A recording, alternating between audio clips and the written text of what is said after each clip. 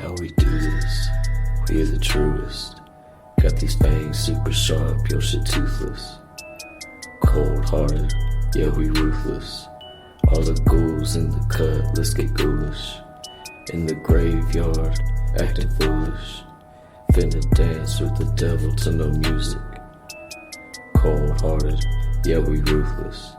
All the ghouls in the cut, let's get ghoulish.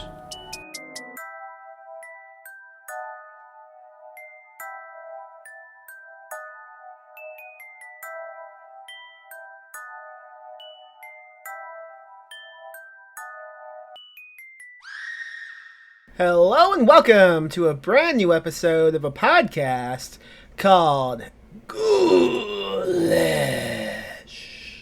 I am Max Booth, an undead host, and on today's program I am giving you section 2 of the audiobook of my new book, MAGGOTS Screaming. So the last episode I broadcasted section 1 of the book, which was called Autolysis. Now, if you listen to that, great. This is section 2 of the novel. It's called Bloat, which is also stage 2 of human decomposition. So there's a theme, in case you have not noticed. I hope you enjoy it. I hope you are having fun with it. I think this is a fun book. I wrote it so the reader would have fun. I hope that's what's happening. And when you finish it, once you get all 5 sections, or maybe you go and just buy the audiobook on the places you can buy audiobooks, or maybe you just buy the book itself in paperback and ebook formats. Once you finish it completely, maybe leave a review on places you can leave reviews, or tell some friends. Anything you can do to help spread the good, disgusting world of Maggots Screaming, because I want it to be in front of as many people as possible. John Wayne Comunale does the audio narration of this book. He is fantastic at it. I kind of think the audiobook is the best way to experience this novel just because of the way he reads it. It's perfect. So, enjoy section 2 of Maggots Screaming, Bloat. And if you want to buy a signed paperback copy, go on over to ghoulishbooks.com. Buy one directly from my website. I'll sign it and send it to you. Alright, enjoy.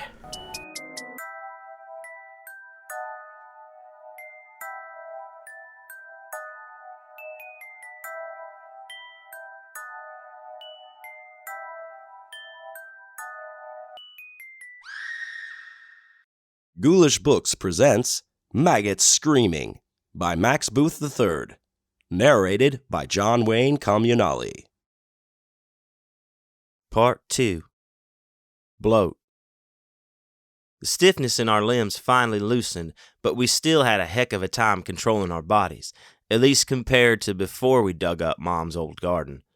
The act of walking turned into what I imagined stepping through quicksand must feel like, although, in retrospect, I don't think I've ever encountered actual quicksand in my whole life, which I guess isn't saying much considering my age, but I also don't think I ever met anybody who has personally witnessed quicksand.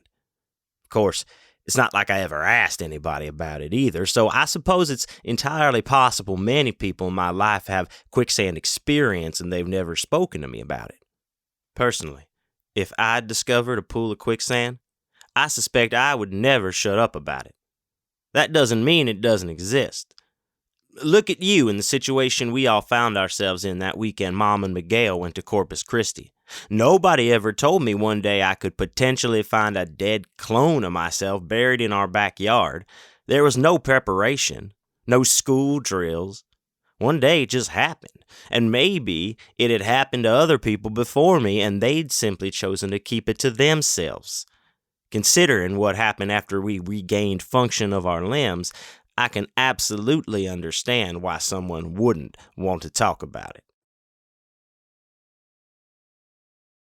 Out of everything on our bodies, it wasn't our limbs that we experienced the most trouble with, but our eyelids. During our inexplicable period of paralysis, we'd forgotten how to open and close them, which meant they mostly remained open for long stretches of time without us realizing it. Our eyes became unbearably dry, to the point that it pained us to see.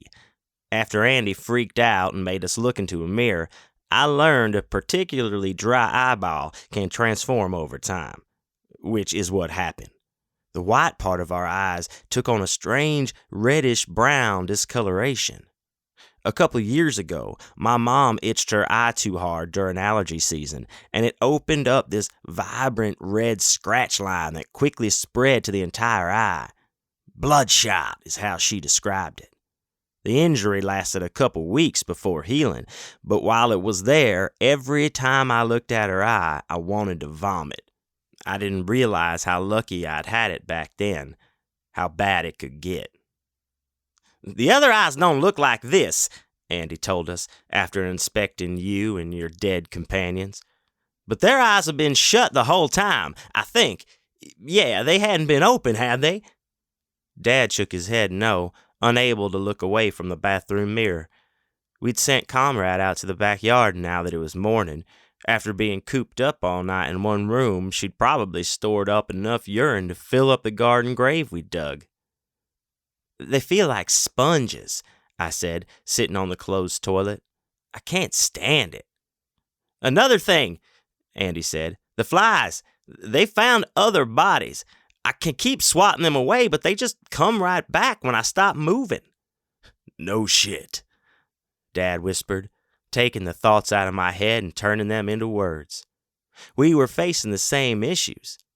Anytime we grew too still, another swarm of flies would find us, designating our flesh as improvised landing pads, eager to find ways into our various orifices. They could smell something on us that, at that point, we were too afraid to admit. Most folks would have categorized this mindset as denial, and they wouldn't have been wrong. Andy licked his lips, tapping his fingers against the bathroom doorframe. "So, I know what we all said last night about keeping this stuff to ourselves, but I think maybe the situation's changed a little bit, don't you?" "What are you saying?" Dad asked, opening the mirror and digging through the medicine cabinet. "I'm saying I think we ought to take a trip down to the hospital." "No," Dad said without hesitation. "Not yet." Andy's face got all screwed up looking. "Well, why not?" "I can fix this," he said. A stream of thick yellow liquid dripped out of his mouth. "What the fuck?" Andy stepped away, grimacing. Dad wiped his chin and continued browsing the medicine cabinet. "Sorry." "What was that?" "I don't know." I suddenly became acutely aware of a liquid building up in my own mouth. I stood off the toilet, lifted the lid, and parted my lips. A helping of the same thick yellow substance dripped into the bowl. I didn't feel like I was regurgitating. There was no applied pressure to my stomach or anything like that. It was more like drool, the way it sometimes builds up in your mouth while you're asleep. It felt natural in an utterly terrifying way, like this yellow substance had always lived in my mouth, and I'd somehow never noticed until then, which only got my mind racing faster, wondering what else had been residing inside me all this time without announcing its presence. The human body is an unsolvable puzzle. The more you explore it, the less it makes sense. Dad found what he'd been searching for, a bottle of eye drops. He studied the directions, then frowned. "I didn't know this stuff could expire." "How old is it?" I asked him. "Couple years past its prime." I didn't need him to explain his intentions. Our dryness was a mutual dryness. If anything, I was disappointed I hadn't thought of it first. "Will it hurt us?" Dad chuckled. "Take a look at us. You think it really matters at this point?" He twisted off the lid and squirted a few drops in each eye, then moaned in a sick relief. "Oh, God, that's the spot. Yes, sir. I'll take another. Don't mind if I do." He applied another 2 drops. "What about me?" I asked, resisting the alien urge to tackle him and pry it from his hands. "Hold your horses," Dad said, motioning for me to sit on the toilet, which I did. He didn't have to tell me to keep my eyes open wide since they already were. Each drop felt like a miracle. I never wanted them to stop, but of course they did. I begged Dad for a couple more. They were a little dry. Please, one more drop was all I needed, maybe 2 or 3. "If we use them all now, what will we do later?" Dad said. And I know he made a good point, but I didn't care about later. Later felt like a fantasy. There was only right now, and right now I wanted more eye drops. Not just a couple. I wanted him to pour the entire bottle into my eyes. I didn't care about the consequences. Consequences were for people who weren't actively decomposing. "I'm sorry to be the one to break this to you," Andy said to Dad, "but a couple of eye drops ain't gonna fix the bigger issue at hand here." Dad ground his teeth together and applied a couple more drops, then stuffed the bottle in his pocket and pushed his way out of the bathroom. Andy and I followed closely behind. "What's the plan then?" Andy said. "Might help if you kept me in the loop, considering you was the one who called me over here and all." We stopped walking once we was standing in front of the couch. Andy hadn't been exaggerating. Your entire face was covered with flies. I waved my hand at them. They only flew away for a second before returning. Maybe I should have been a better person and tried harder to save you from being probed. I guess at the time, I was thinking better you than me. Like you wouldn't have done the same thing if our positions had been reversed. Like you wouldn't have also let the flies feast on my insides. "Ugh, they reek," Dad said.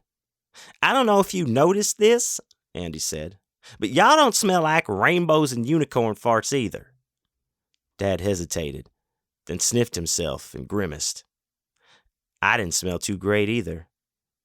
"Something weird is happening," Andy said. "Some kind of, I don't know, voodoo shit or something." Dad nodded, pointing at the corpses. "This whole thing started after we took them out of the grave." "The grave?" "Or the garden, or whatever the fuck you want to call it."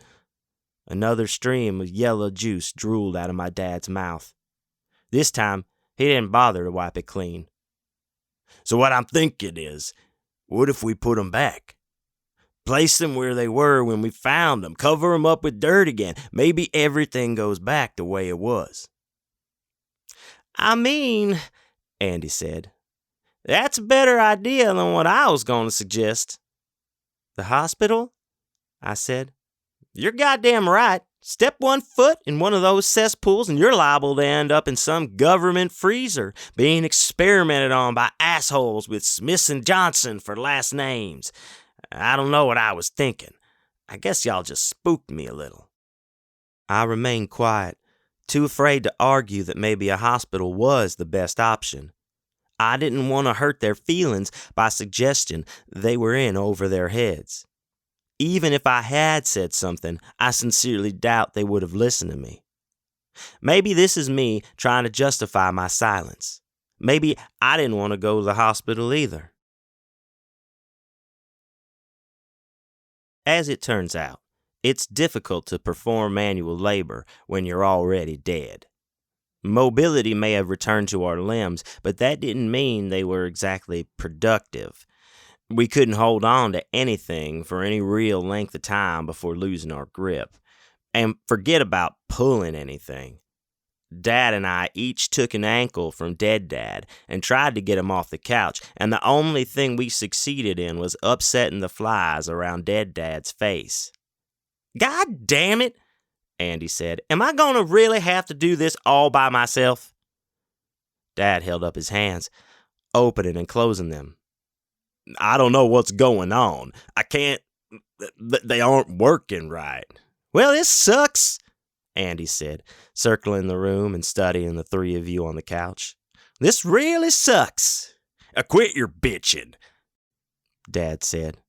At least you ain't the one dead. Quit my bitchin', Andy said, offended. Last time I checked, you was the one who called me for help, not the other way around. Are we dead? I asked. My lips stung when I moved them, chapped beyond belief. I already knew the answer, so did he, but I wanted to hear him say it. I wanted audible confirmation of the obvious truth. Dad stared at me, then shrugged. I don't know. Okay, I said, because I didn't know what else to say. Then I turned away from them and hobbled down the hall. I closed my bedroom door, sat on my bed, and tried to cry, but my eyes were too dry to form any tears, and Dad still had the bottle of drops concealed somewhere in his pocket. So I sat there at the edge of the mattress and imagined I was crying, which was somehow sadder. Down the hallway, I could hear Dad and Andy attempting to move you and the other two corpses.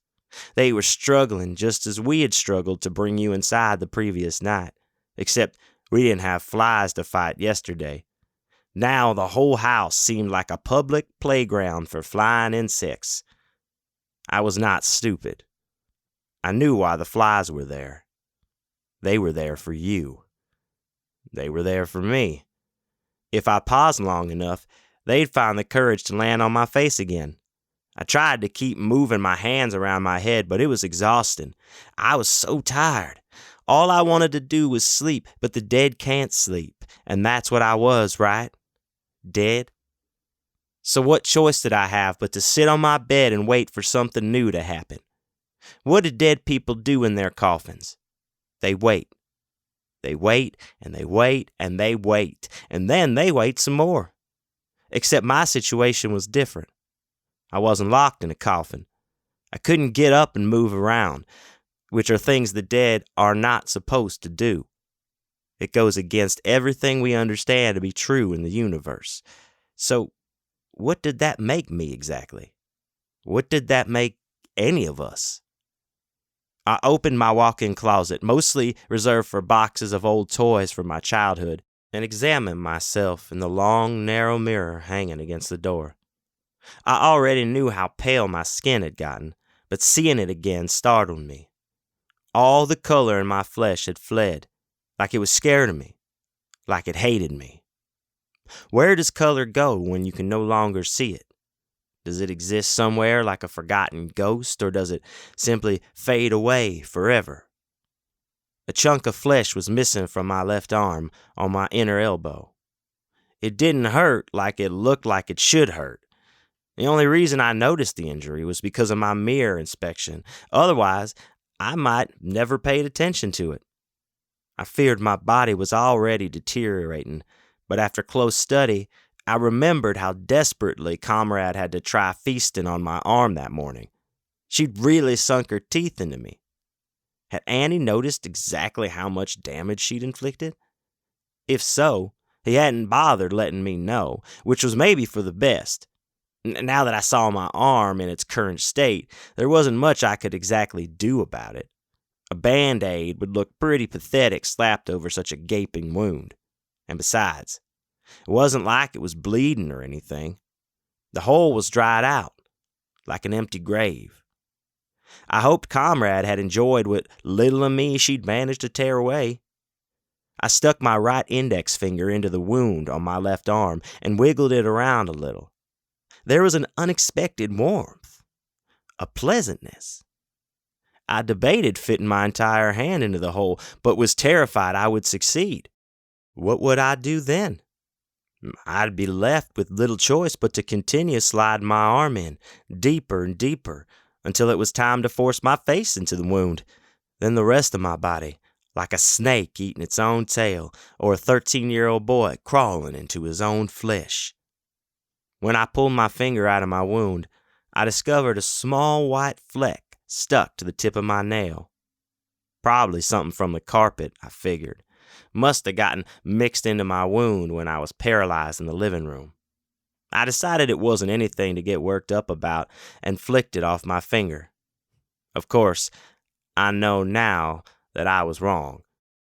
It wasn't carpet litter or anything that innocent, but I wouldn't figure that out for a little while. Not until they started hatching. Later, I found Dad and Andy sitting at the kitchen table again.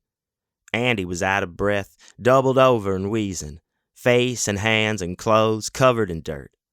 Dad was filthy too, but he didn't seem to have so much as worked up a sweat. The bottle of artificial tears was on the table between them. It looked empty. "Did you use it all?" I asked. I tried to tighten my hands into fists, but my fingers disobeyed and got all twisted with each other, forming a pathetic contortion that wouldn't do much good to anybody. "Relax," Dad said. "I saved you a little."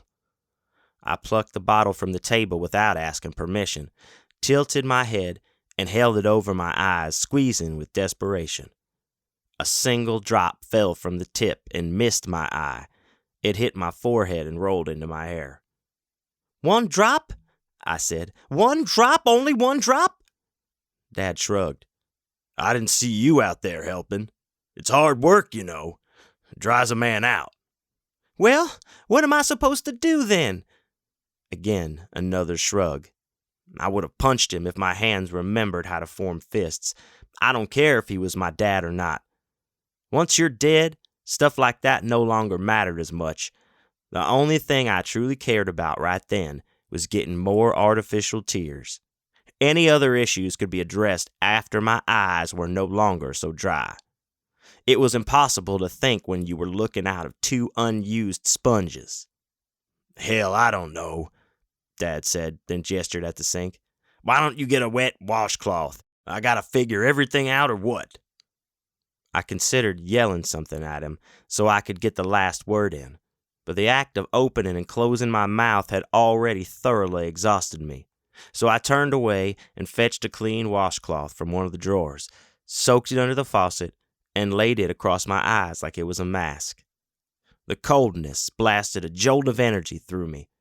I quickly ran it under the faucet again and slapped it over my face, spine leaning against the sink, head tilted, enjoying the water as it bled into my eyes. "Did you do it?" I asked without moving from what I decided was the perfect way to stand. "Did we bury him? Shit, yeah, we buried him." Andy coughed out of breath. "Well, I buried him. Your dad mostly stood around and watched." "I told you," Dad said, voice low, annoyed. "I couldn't grip the goddamn shovel." Although I was blinded by the washcloth, I could hear the flies as they approached. At a certain point, their buzzing started sounding like a machine, like an engine. They would never give up. I could keep swinging at them, but it'd only be a temporary solution, like covering a bullet hole with a Band-Aid. I let them crawl on my face, trying to make myself content with their legs tickling my cheeks, my ears, my lips, but I couldn't do it. It all felt so wrong, so unnatural. I shook my head, and they fled the scene, but not too far away. The buzzing was somewhere in the kitchen, waiting for me to let down my guard again. "How long do we have to wait?" I asked. I said the words quickly, terrified a fly would take advantage of my vulnerability and sneak into my mouth. "How long until things get normal again?" "Why do you think we know any more than you?" Dad said. "God damn fucking flies." "They ain't bothering me none," Andy said. "They ain't bothering me none," Dad said, mimicking him. "No shit they ain't bothering you. No one ever thought they were. You know, you're acting like a real jerk today. Don't you think I got plenty of justification? Shit. Don't you think I got all the justification in the world? All I'm saying is, last night I dropped everything and come help you. You and I ain't talked in how long? You ghost me. Don't fucking laugh. You ghost me. And now you're acting like none of the past year ever happened. Like you ain't been a jerk at work whenever we cross paths. Like you ain't being a jerk right now. Even after I just spent half the day burying your dead family for you. They ain't my family. Well, then whose are they? I removed the washcloth from my face. It had already lost its moistness. Something Andy said inspired a new concern, something none of us had voiced yet. What about Mom? Dad swatted a cloud of flies away and said, What about Mom? Do you think what's happening to us is happening to her too?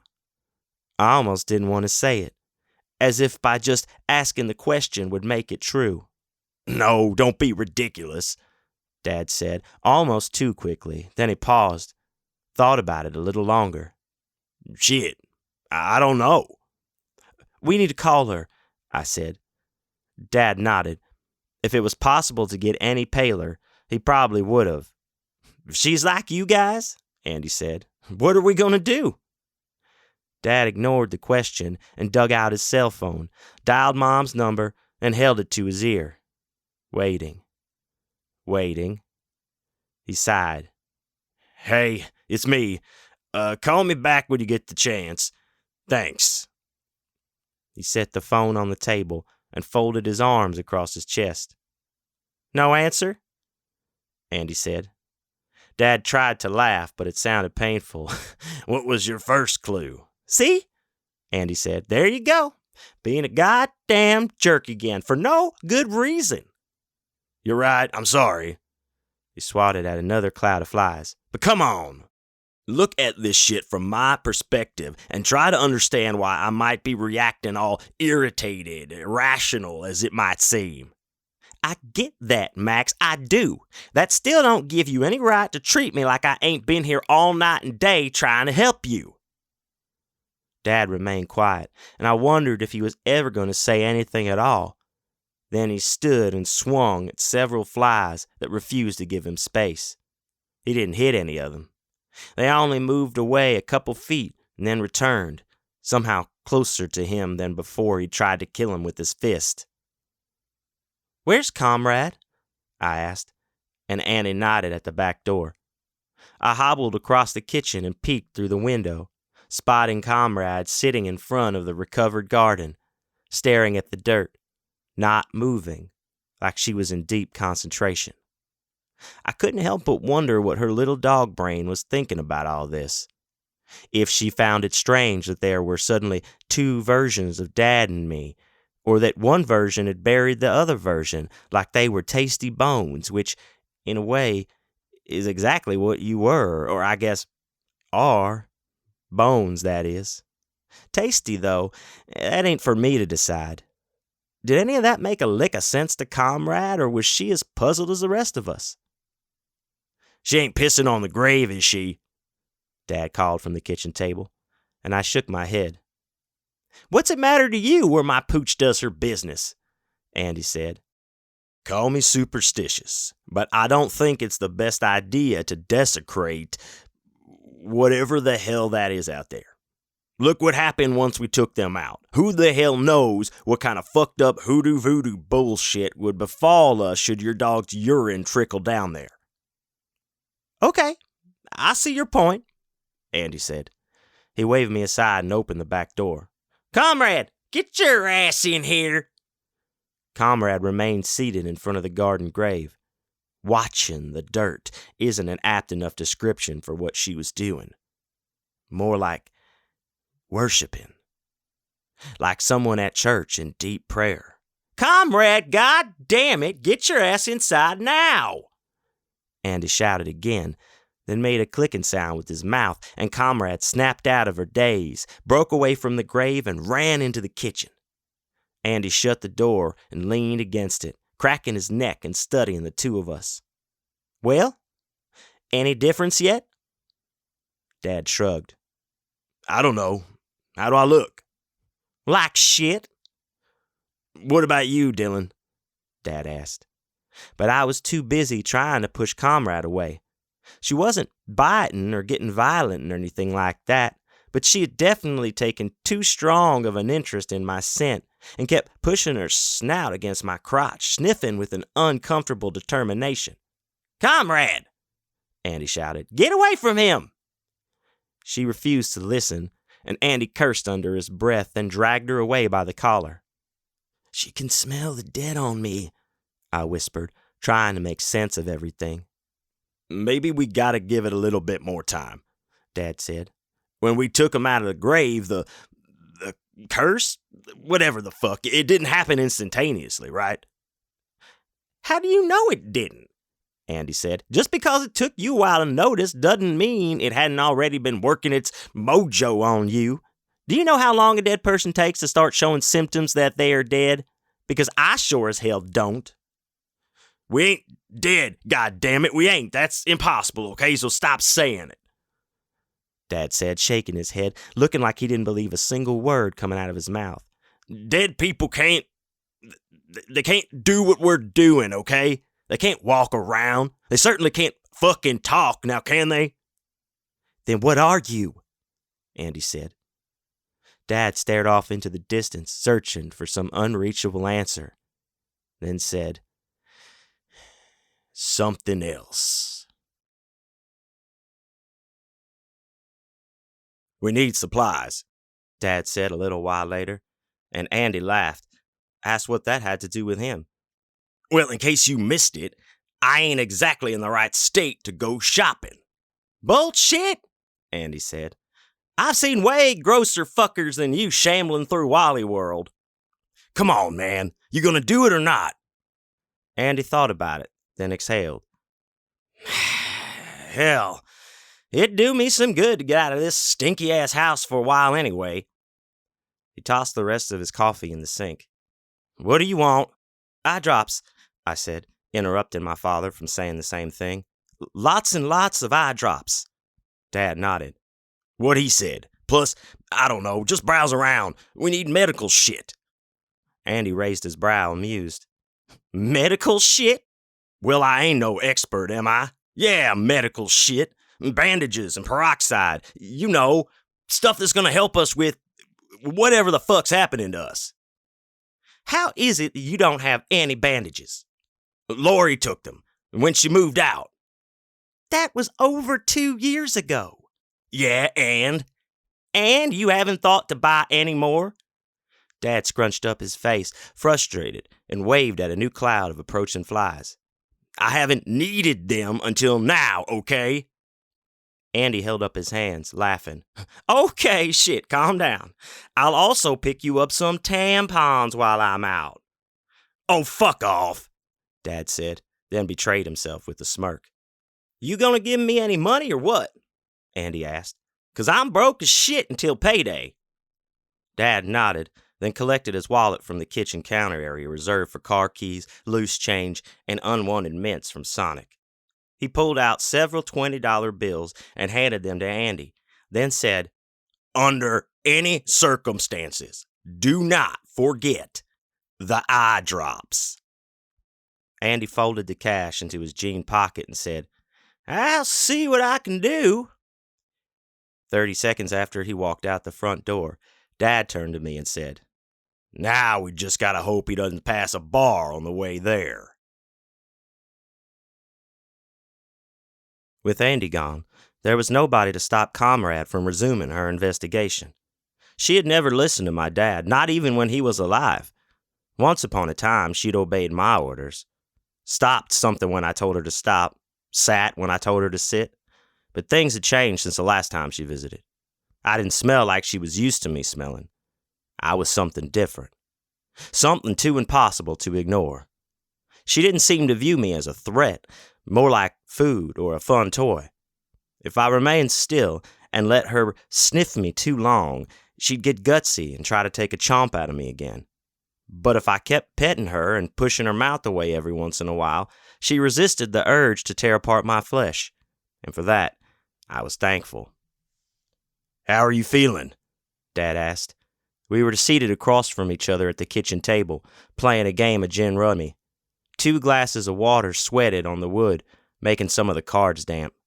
Neither of us had so much as sipped from our drinks, despite our mouths feeling as dry as our eyes.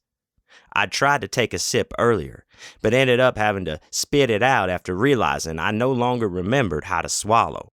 I imagine something similar had also happened to Dad, which would explain our sudden shared aversion to inserting anything else in our mouths. "Not great," I said, and he cocked his head at me curious. "Did you say grape?" I sighed. Accusing me of saying grape whenever I said great was one of his favorite stupid jokes. "No, Dad, I did not say grape." "Because if you want grapes, I could text Andy. Ask him to pick some up while he's at the store." "I don't want any grapes, Dad." "Okay, just checking." I set down my cards and rubbed my stomach, which had gotten incredibly bloated throughout the morning. "I don't feel good, Dad." "I know. I'm sorry. Me neither, buddy." He rubbed his own stomach. "You also got issues down there?" "It's like I have to poop," I said. "Have you tried?" "I can't." He nodded, looking hopeless. "Yeah, me neither." "Are we really dead?" "I don't know. I don't think so, but maybe." He set down his cards, too, then held up his glass of water and gave it a little sniff. He grimaced and returned it to the table without drinking any of it. We sat in silence for a while, rubbing our individual stomachs, fighting off comrade from getting too brave, staring off into space, and getting lost in our thoughts. Then, a massive, undeniable fart ripped through the kitchen. If not for the vibration that shot through my chair, I would have accused Dad of letting loose. But no, it definitely came from me. So did the next dozen or so, one after another, in long, drawn-out eruptions. Meanwhile, my stomach, bloated beyond belief, would not stop rumbling. The sudden fart seemed to egg it on, both my ass and stomach working together to make as much repulsive noise as possible. Dad stared at me with absolute horror, but only for a moment, as it didn't take long for gas to reach its own exit point. Then his face turned to shock, then a confused amusement, as both of us, together as father and son, filled the kitchen with our flatulence. "Well," Dad said, fighting back a giggle, "I'm glad Andy isn't here at least." Between us, comrade sat on the floor with her head cocked, studying our behavior with curiosity, which of course only made me laugh harder. The more I laughed, the more my body shifted, which prompted additional bursts of gas to escape me now, not only from my butt, but also through my mouth. Loud, wet belches shot out between laughs. An awful taste overwhelmed my senses, something similar to rotten eggs. I stopped laughing. So did Dad. He'd started burping, too. Neither of us could stop. Something in my stomach felt alive. The spasms got stronger and more frequent, like my insides were pulsating. It was painful, which came as a surprise since I was sure I could no longer feel anything. After all, I hadn't noticed comrade's biting activity on my arm until inspecting myself in a mirror. But this was different. This was internal, deep in my gut, in my organs. Something was wrong.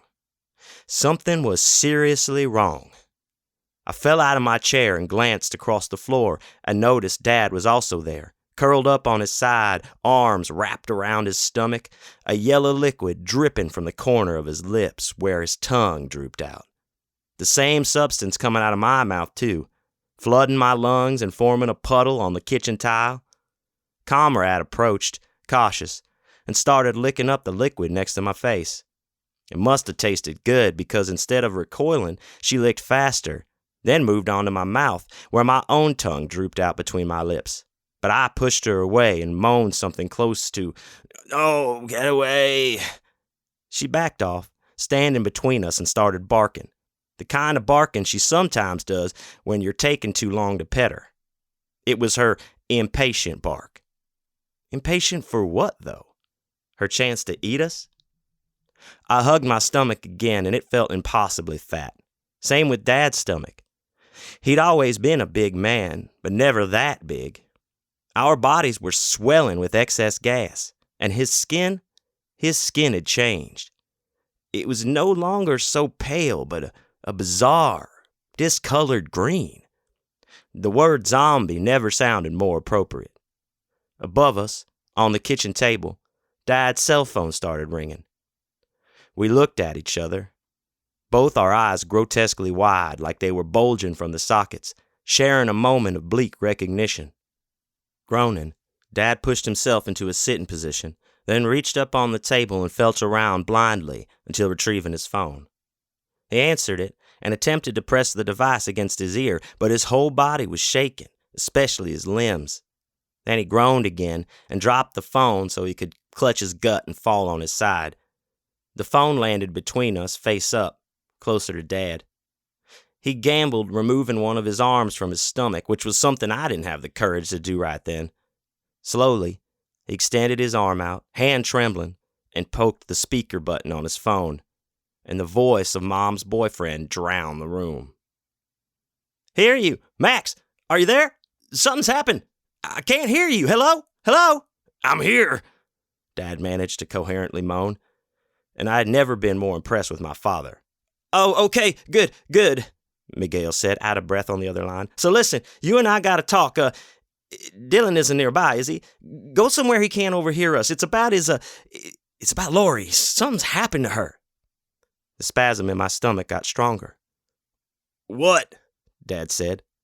"We think she might have come down with some sort of bug. We're at the local hospital here in Corpus, the medical center, and nobody really knows what's going on with her. Never in my goddamn life have I seen so many doctors confused. They just wheeled her away to a private room on the top floor since she won't stop screaming. I had to come outside for a minute, gather my thoughts, smoke a cigarette. I'm sorry to call you like this, man. I'm scared. And I thought you ought to know. Tell Dylan however you think is best. Are you still there?" "Yes." "She don't look good, Max. I never seen anybody look like this before in their life." "It's okay," Dad said, strained with obvious pain. "What are you talking about?" Miguel said. "That shit's about as far from okay as it can get." I'm gonna fix it. Tell her I'm gonna fix it." Wind rattled against my dad's speakers. Wind from Corpus. Finally, Miguel said, "Look, I'm gonna go back up and see how she's doing. I'll tell you when we find out something. But I don't see us getting home by Sunday night, not at this rate." He paused, waiting for Dad to say something, but Dad was too busy hugging his stomach and, by the looks of his face, trying not to scream again. "Okay, well, I'm gonna go. The signal inside this place is dog shit, so text me if you have any questions. I'll try to answer them the next time I step out for a smoke." The call was disconnected. Slowly, Dad and I managed to stand from the floor. It looked like Dad was smuggling a basketball under his shirt. Glancing down displayed a similar sight with my own gut. So tight I feared it might pop. Unable to resist, I gave my stomach a small poke, which triggered another long, uncomfortable fart, followed by something wet trickling down my leg. Without saying another word, I hurried to the bathroom, locked the door, and removed my soiled pants along with my jacket and t-shirt. I stuffed my clothing, except for the jacket, into the tiny trash can next to the counter and plopped on the toilet nude. I hadn't pooped my pants since the first grade. I stood in front of the mirror and frowned. My stomach had gotten bigger, bloated beyond belief. The discolored green had spread down my body. I tried convincing myself this was a good thing, that it was better to have some kind of color than none at all, which had been the case earlier in the day, but come on. One look at me in that mirror said everything I needed to know. None of this was good. None of this was remotely close to good. Like Dad in the kitchen, my eyes also seemed to be bulging from their sockets, and my tongue kept drooping out of my mouth like it had a mind of its own. I looked like a cartoon character, like one of the old cartoons from when my dad was a kid. Looney Tunes or the Animaniacs. In cartoons, bodies don't have to make sense. The animators can manipulate their characters however they want. And that's exactly what it felt like was happening here. Someone manipulating my body. But for what reason? Someone else's sick entertainment? There was something else I noticed in the mirror, of course. Something I'm sure you're well familiar with. On my arm, where a comrade had bitten into me, she'd left behind an open wound.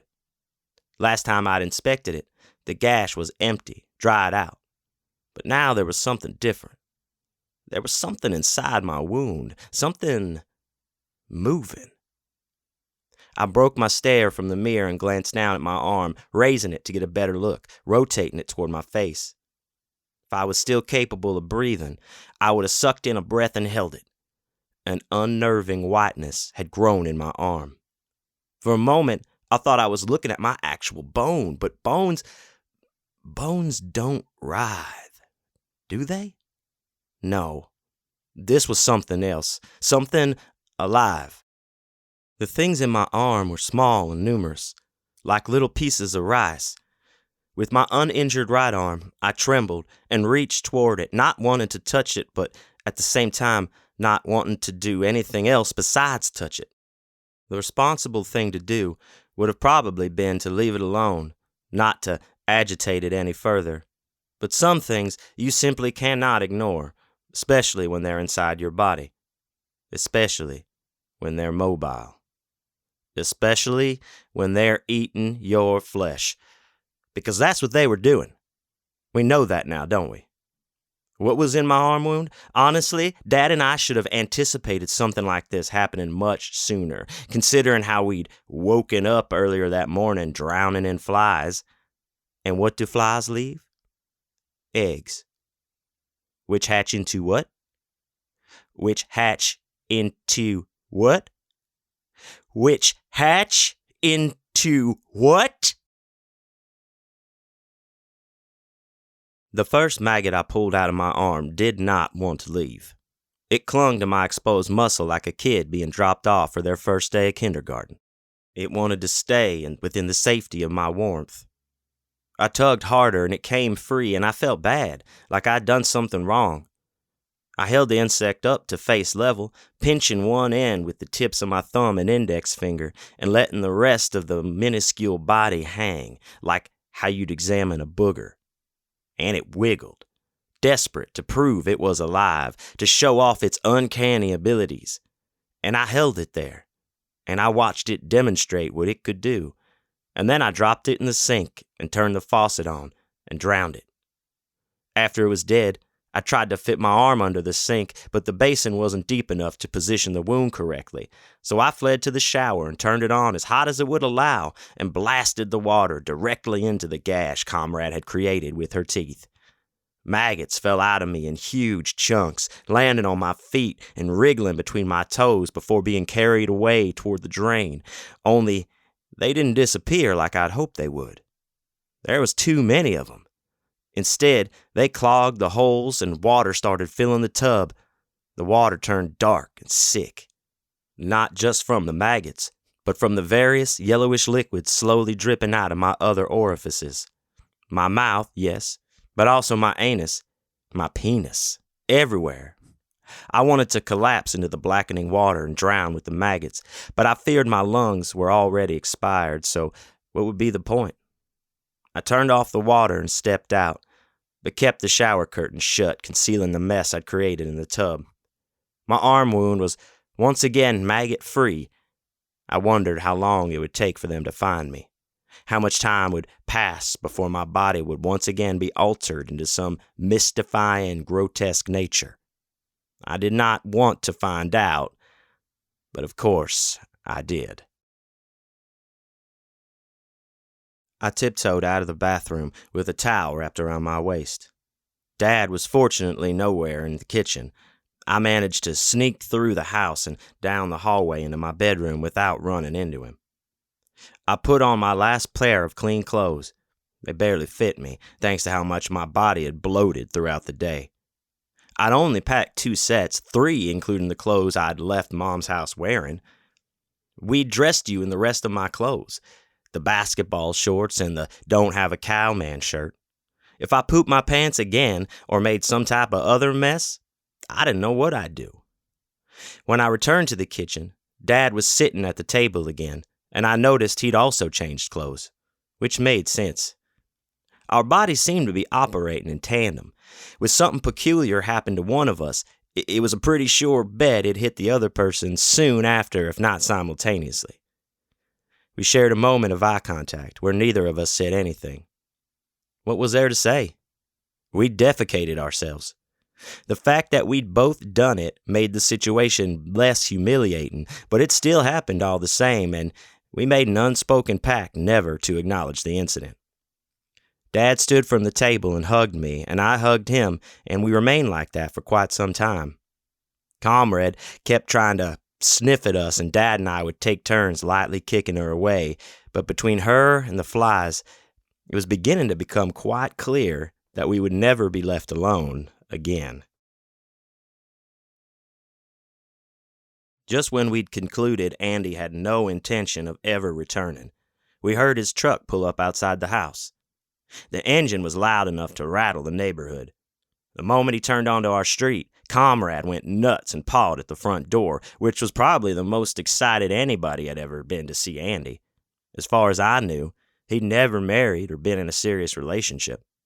If he had any family at all, I'd never heard anybody talk about them.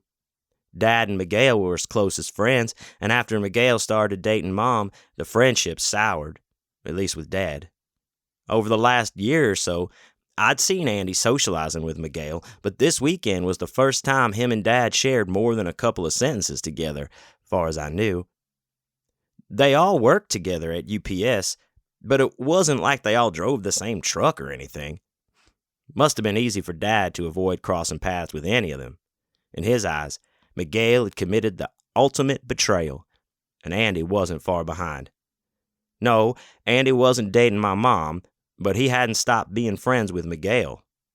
Mom once told me the whole feud was the kind of typical pettiness anyone can expect from your father, which I thought was unfair. Maybe. If my best friend decided to start dating my girlfriend, I would also be upset. Of course, I did not have a girlfriend, and let's face it, I never will have a girlfriend. Not where I am now, but if I did, and then my best friend dated her, oh man. Plus, to top it all off, our other very close friend decided the situation was okay, and I was simply overreacting? Yikes. Watch out. I would want to break the planet. Back! Back! Andy shouted as he walked through the front door, shooing Comrade away from jumping on him. Several plastic grocery bags hung from either hand. He kicked the door shut and gave us a little nod as he headed into the kitchen. Howdy. Where have you been? Dad asked, trailing behind him. Andy set the bags on the table. Where do you think I've been? Did you go to the bar? What? Andy sighed, shaking his head. Kind of shit is this?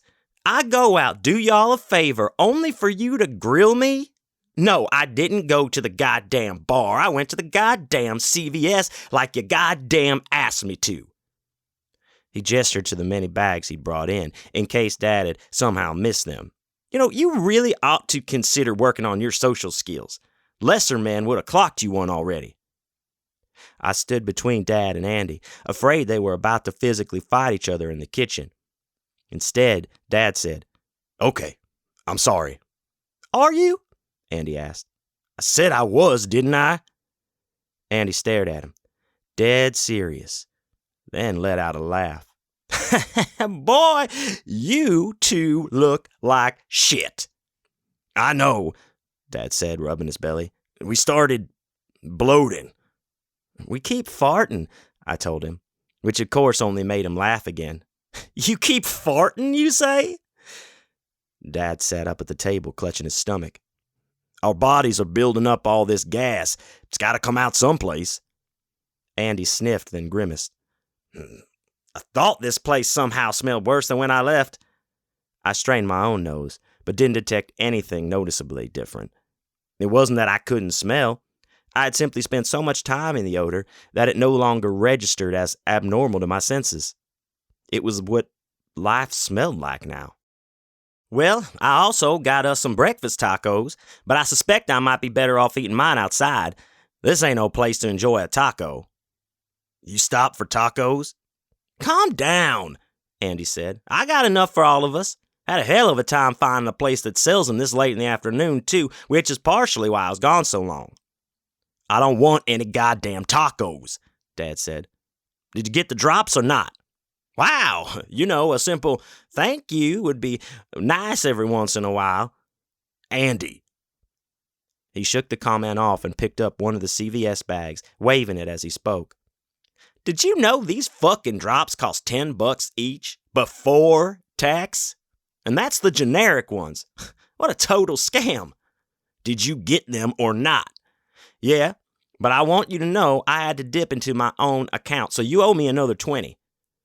Andy unloaded the bag's contents on the table, revealing numerous bottles of artificial tears, bandages, various ointments, cans of air freshener, a tube of balm designed to block horrific odors, a small bag of dog food, and several breakfast tacos wrapped in foil, along with a couple of cups of green salsa. Dad and I each took a bottle of eye drops and unpeeled the wrapping while Andy scooped up a can of Hawaiian Aloha Febreze and started spraying it throughout the house.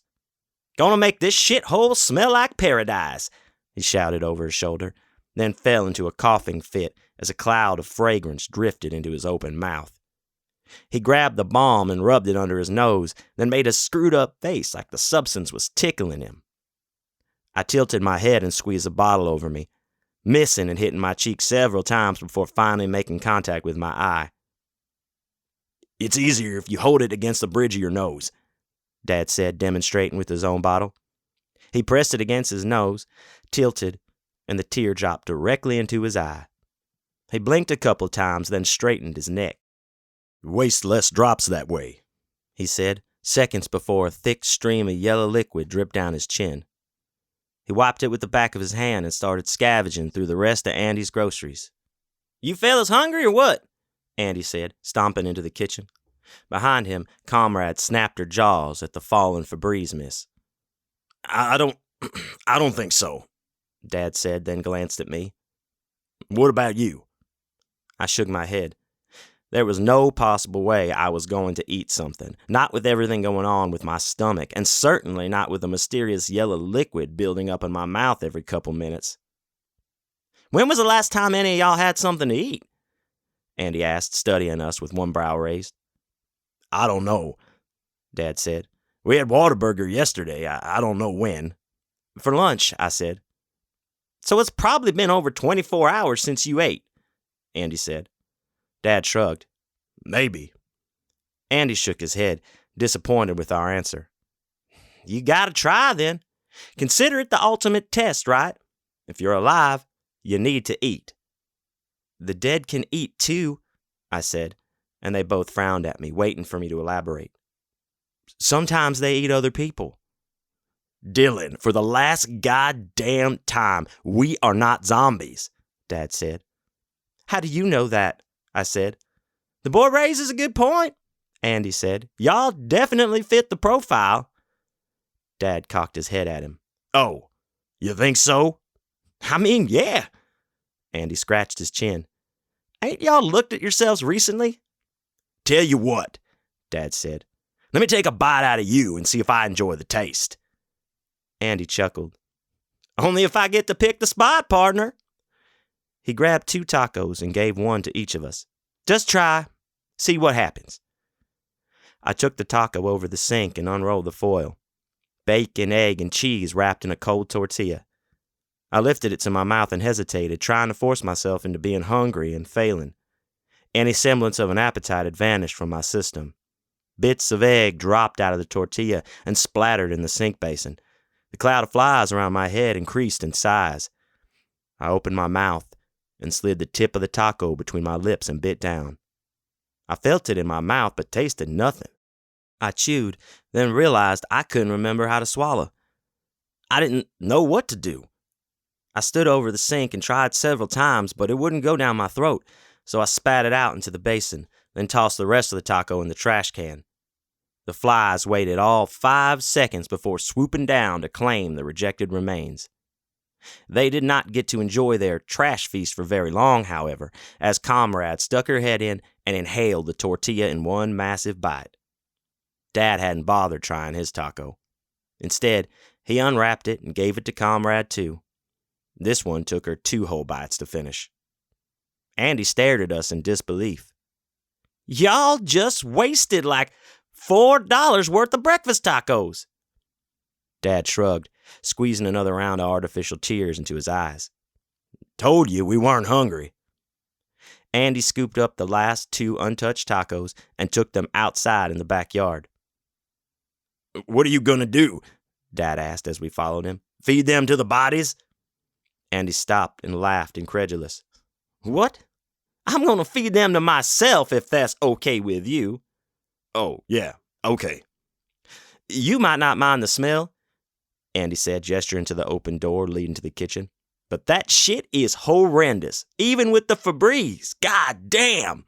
I'd like to enjoy my tacos without also consuming specks of decay. Fair enough, Dad said, giving him plenty of room. Comrade was running around the yard with a renewed energy as Dad and I stood in the grass watching Andy eat breakfast tacos. The flies had also followed us outside. They weren't letting us escape that easily. I refused to look at the covered garden grave. I was afraid of what I'd do. I couldn't stop thinking about you being in that hole. It didn't seem fair that you were down there and I was up here. The fair thing to do would have been to dig you back up and return you to the living room couch until we figured things out, but it wasn't up to me. And for that, I was grateful.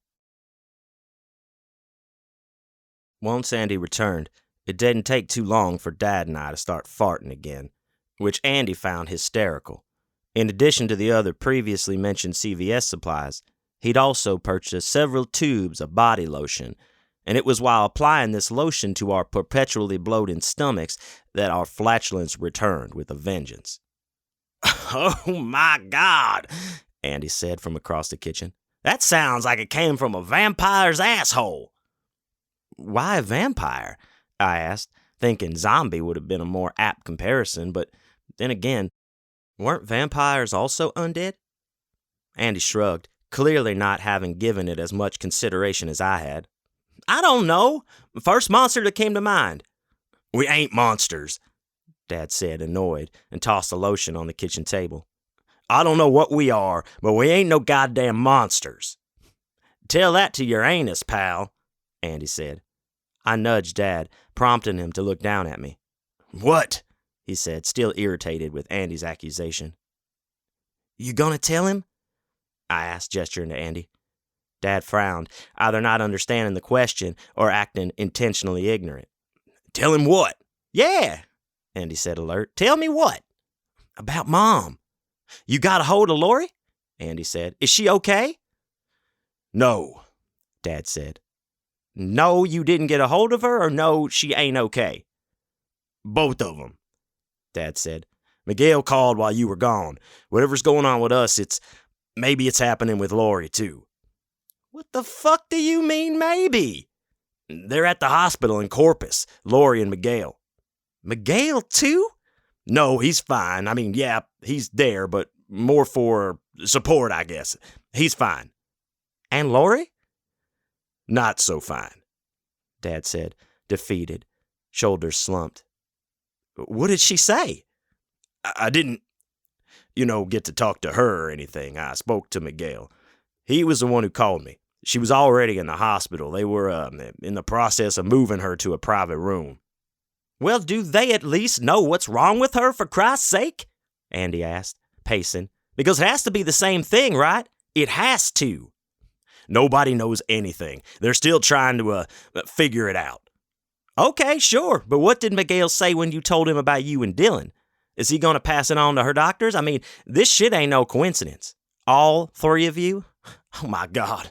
Whole goddamn family rotting together. You got any other kin around these parts you can call up, see if they're blasting ass more often than usual? I didn't tell them about us. I'm sorry, you didn't what? He glanced over at me, jaw dropped in disbelief. Dylan, I know I haven't been over much lately, so you're going to have to catch me up to speed here. Has your dad completely lost his fucking mind or what? I stood between them, mouth open, tongue drooping out, unsure what to say besides, there's no reason for them to know yet, Dad said. It's better for us to wait it out, see what happens with Lori. One body in the hospital is plenty. They don't need the rest of us, not yet at least. There's just no point in it. Andy stepped forward, squinting like a bad detective. Why do you say it like that? Dad backed up, all confidence draining. Why'd I say what like what?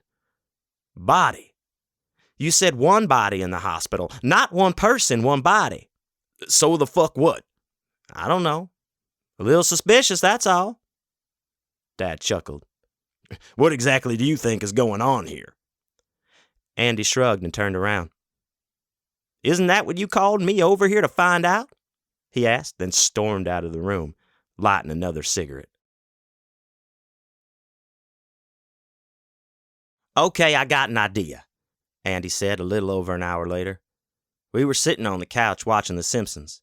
He barged in through the front door, scaring not only us but also Comrade, who had returned to intensely sniffing my crotch. The flies above our heads acted a little spooked as well. We'd long ago abandoned the idea of swatting them away. They'd just return a second later.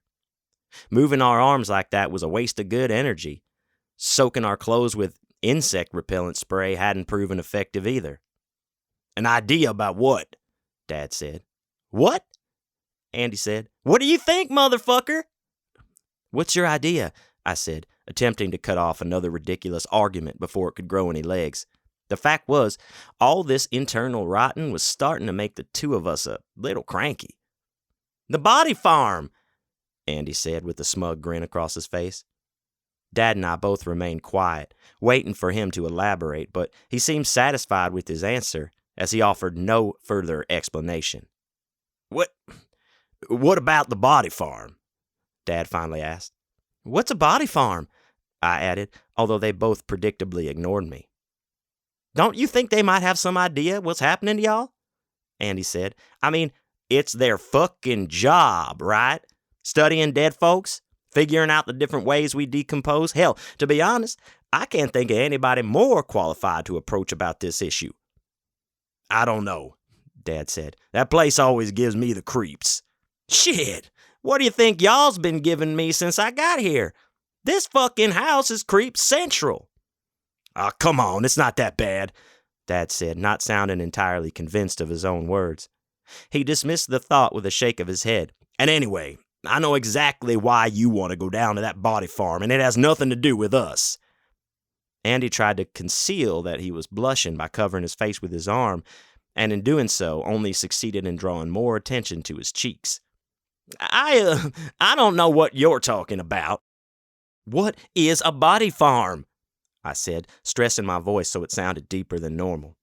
A new terror attempted to paralyze me. 100 different images entered my brain, but none of them could have prepared me for the reality of what a body farm actually is.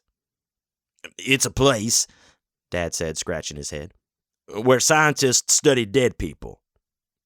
Real dead people? I asked, feeling oddly self-protective. Andy laughed. As opposed to what? Fake dead people? I don't know, I said. Why don't you explain it then? Dad said, giving up. You're the one who's always making deliveries there. Yeah, but it's not like I ever been, past the front desk or anything. Is it really a farm? I asked. Do they grow dead people? No, Andy said, amused, then suddenly serious. At least I don't think so. He coughed and lit another cigarette. The way I understand it is, some people don't want a proper burial when they die. Some people, they decide to donate their little corpses to science, to places like the body farm. And scientists take those bodies and, I guess, study them or some shit. Do experiments. I don't fucking know. What are they studying them for? I said, wondering what kind of studies these body farm scientists might do on myself if presented the opportunity. Or you. The fear that they might find you down in your garden grave and take you far away gripped me with an unexpected intensity. Was this the first time I felt protective of you? I don't know, Dylan, Andy said. But that's one of the things we can ask. Along with, what would cause two living humans to suddenly start decomposing? Or maybe why the hell a fella might have a dead doppelganger buried in their backyard? Oh, come on, Dad said. Do you honestly think they'll have any goddamn clue? Well, we won't know until we ask, right? What do you mean, we? Y'all gotta come with, obviously. I ain't compiling some goddamn list of symptoms to read off once I get there. You two know better than anybody how to describe whatever the fuck's going on here. What am I gonna be able to offer there by myself? Come off it. Be grateful I was kind enough to run your little eye drop errand earlier. Plus, I did get breakfast tacos, which we couldn't eat, Dad said. Andy shrugged, indifferent. And that's my problem somehow? Dad pointed at me, then himself. Have you fucking looked at us lately? I don't exactly think we are in any state to be seen in public, do you? Shit, that ain't no problem, Andy said, dismissing him with a wave of his hand. That's what disguises are for. Disguises? Andy nodded. Damn right, disguises. We get y'all dressed up properly and no one will be the wiser. What about the smell? I asked. The smell? Andy said, for some reason highly amused by my question. Kiddo, you don't get it. You and your old man, y'all already smell like you belong there. Ain't no one gonna notice shit out of the ordinary. If anything, the smell's only gonna make you blend in better. Why don't you just admit why you actually want to drive up there? Dad said, smirking, which wasn't the easiest facial expression to configure with a tongue constantly drooping out of your mouth. Trust me, I know. From experience. Again, Andy started blushing. What? To help out one of my closest friends and his son? Wow, what a total bastard I must be. Uh-huh, Dad said. And I don't suppose Candy happens to be working today. I fail to see how that's really relevant, Andy said, turning away from us. I knew it. Who's Candy? I asked. Andy's girlfriend, Dad explained. She's not my girlfriend, Andy said, bright red with embarrassment. Well, okay, fine, Dad said. He wants her to be his girlfriend. So what? Andy said. What's wrong with that? A man can't like a girl all of a sudden, huh? That's some kind of crime now or something? You and I ain't spoken how long? Dad said to Andy. How do you suppose I knew you hadn't made a move yet? Man, you don't know shit, Andy said. Candy and I talk all the damn time. We have like fucking conversations. When you deliver packages to the farm? Or do you also talk other times, too? Andy screwed up his face with anger. So fucking what if we talk at her work? We both live busy lives. The farm's just like a convenience for us at this point. Do you have her phone number? No, but it's not like she has mine either. Oh, she doesn't. Man, you know I don't give my number out to just anybody. And besides, ain't no way in hell I'd ever have a meaningful, much less intimate conversation via cellular communication. With the NSA listening in? Are you fucking nuts, buddy? Is this girl even one of the scientists, or is she just, what, a receptionist? Man, she ain't a fucking receptionist. She's an assistant. But yeah, okay, sure, she's mostly front desk, admin shit. Still, dude, you don't get it. I don't get what? Last couple times we hung out, You mean last couple times you delivered a box to her place of employment? Andy sighed. I swear to God, it's almost as if you don't want my help. Did you honestly call me over here just to be a dick? Or, Dad, stop being so mean, I said, not caring if I hurt his feelings. At this point, he was being needlessly cruel. What are you... Dad stopped himself, wiping a thin stream of yellow liquid from his chin. Okay, you're right. Back to Andy. I'm sorry, I'm being an asshole. Correct, Andy said. Please, Dad said. Continue, okay? Ignore me. All I'm trying to say, goddammit, is not that long ago, she promised me a personal tour of the property, if, I was ever interested in that sort of thing. Okay, I take back what I said. It does sound like maybe she has a thing for you after all. There's no reason to be a dick, Max. I'm not being a dick, Dad said, swatting at a cloud of flies above his head. I'm serious. Why else would she offer something weird like that? Shit, Andy said. You really think so? Yes, I really think so, Dad said, trying his best not to make some smart-ass comment. I admired the effort. So, what do you think? Andy said. Should we do it or not? Dad shrugged, tongue drooping out of his mouth like an absolute idiot. Sure. Why not? To disguise two dead people who are somehow also alive at the same time, here's what you're going to need. Big coats, sunglasses, floppy hats, gloves, makeup, an excess of Axe body spray, and several tree-shaped car fresheners hanging around their necks, tucked under their shirt collars. And luck. Lots and lots of luck. The body farm was a half-hour drive out in San Marcos, which was where Dad, Andy, and Miguel all worked for UPS. Dad always talked about wanting to get transferred to a hub closer to his house, but for some reason it never happened. Maybe, despite the way he claimed to have felt about Miguel's betrayal, he still preferred working with his buddies. Outside of Miguel and Andy, I don't think I'd ever witnessed Dad socialize with anyone. What do you talk about while driving to a body farm? Trick question, because somehow Andy listened to music louder than Dad. Plus, with the rumbling of his stripped muffler, it was nearly impossible to hear myself think, much less what anybody else might have been saying. I felt ridiculous in my disguise. Ridiculous and hot. Here we were in Texas, in the middle of summer, when the temperature regularly lingered on triple digits, wearing trench coats. Big, thick, long coats designed for the kinds of heavy winters that seldom hit this area.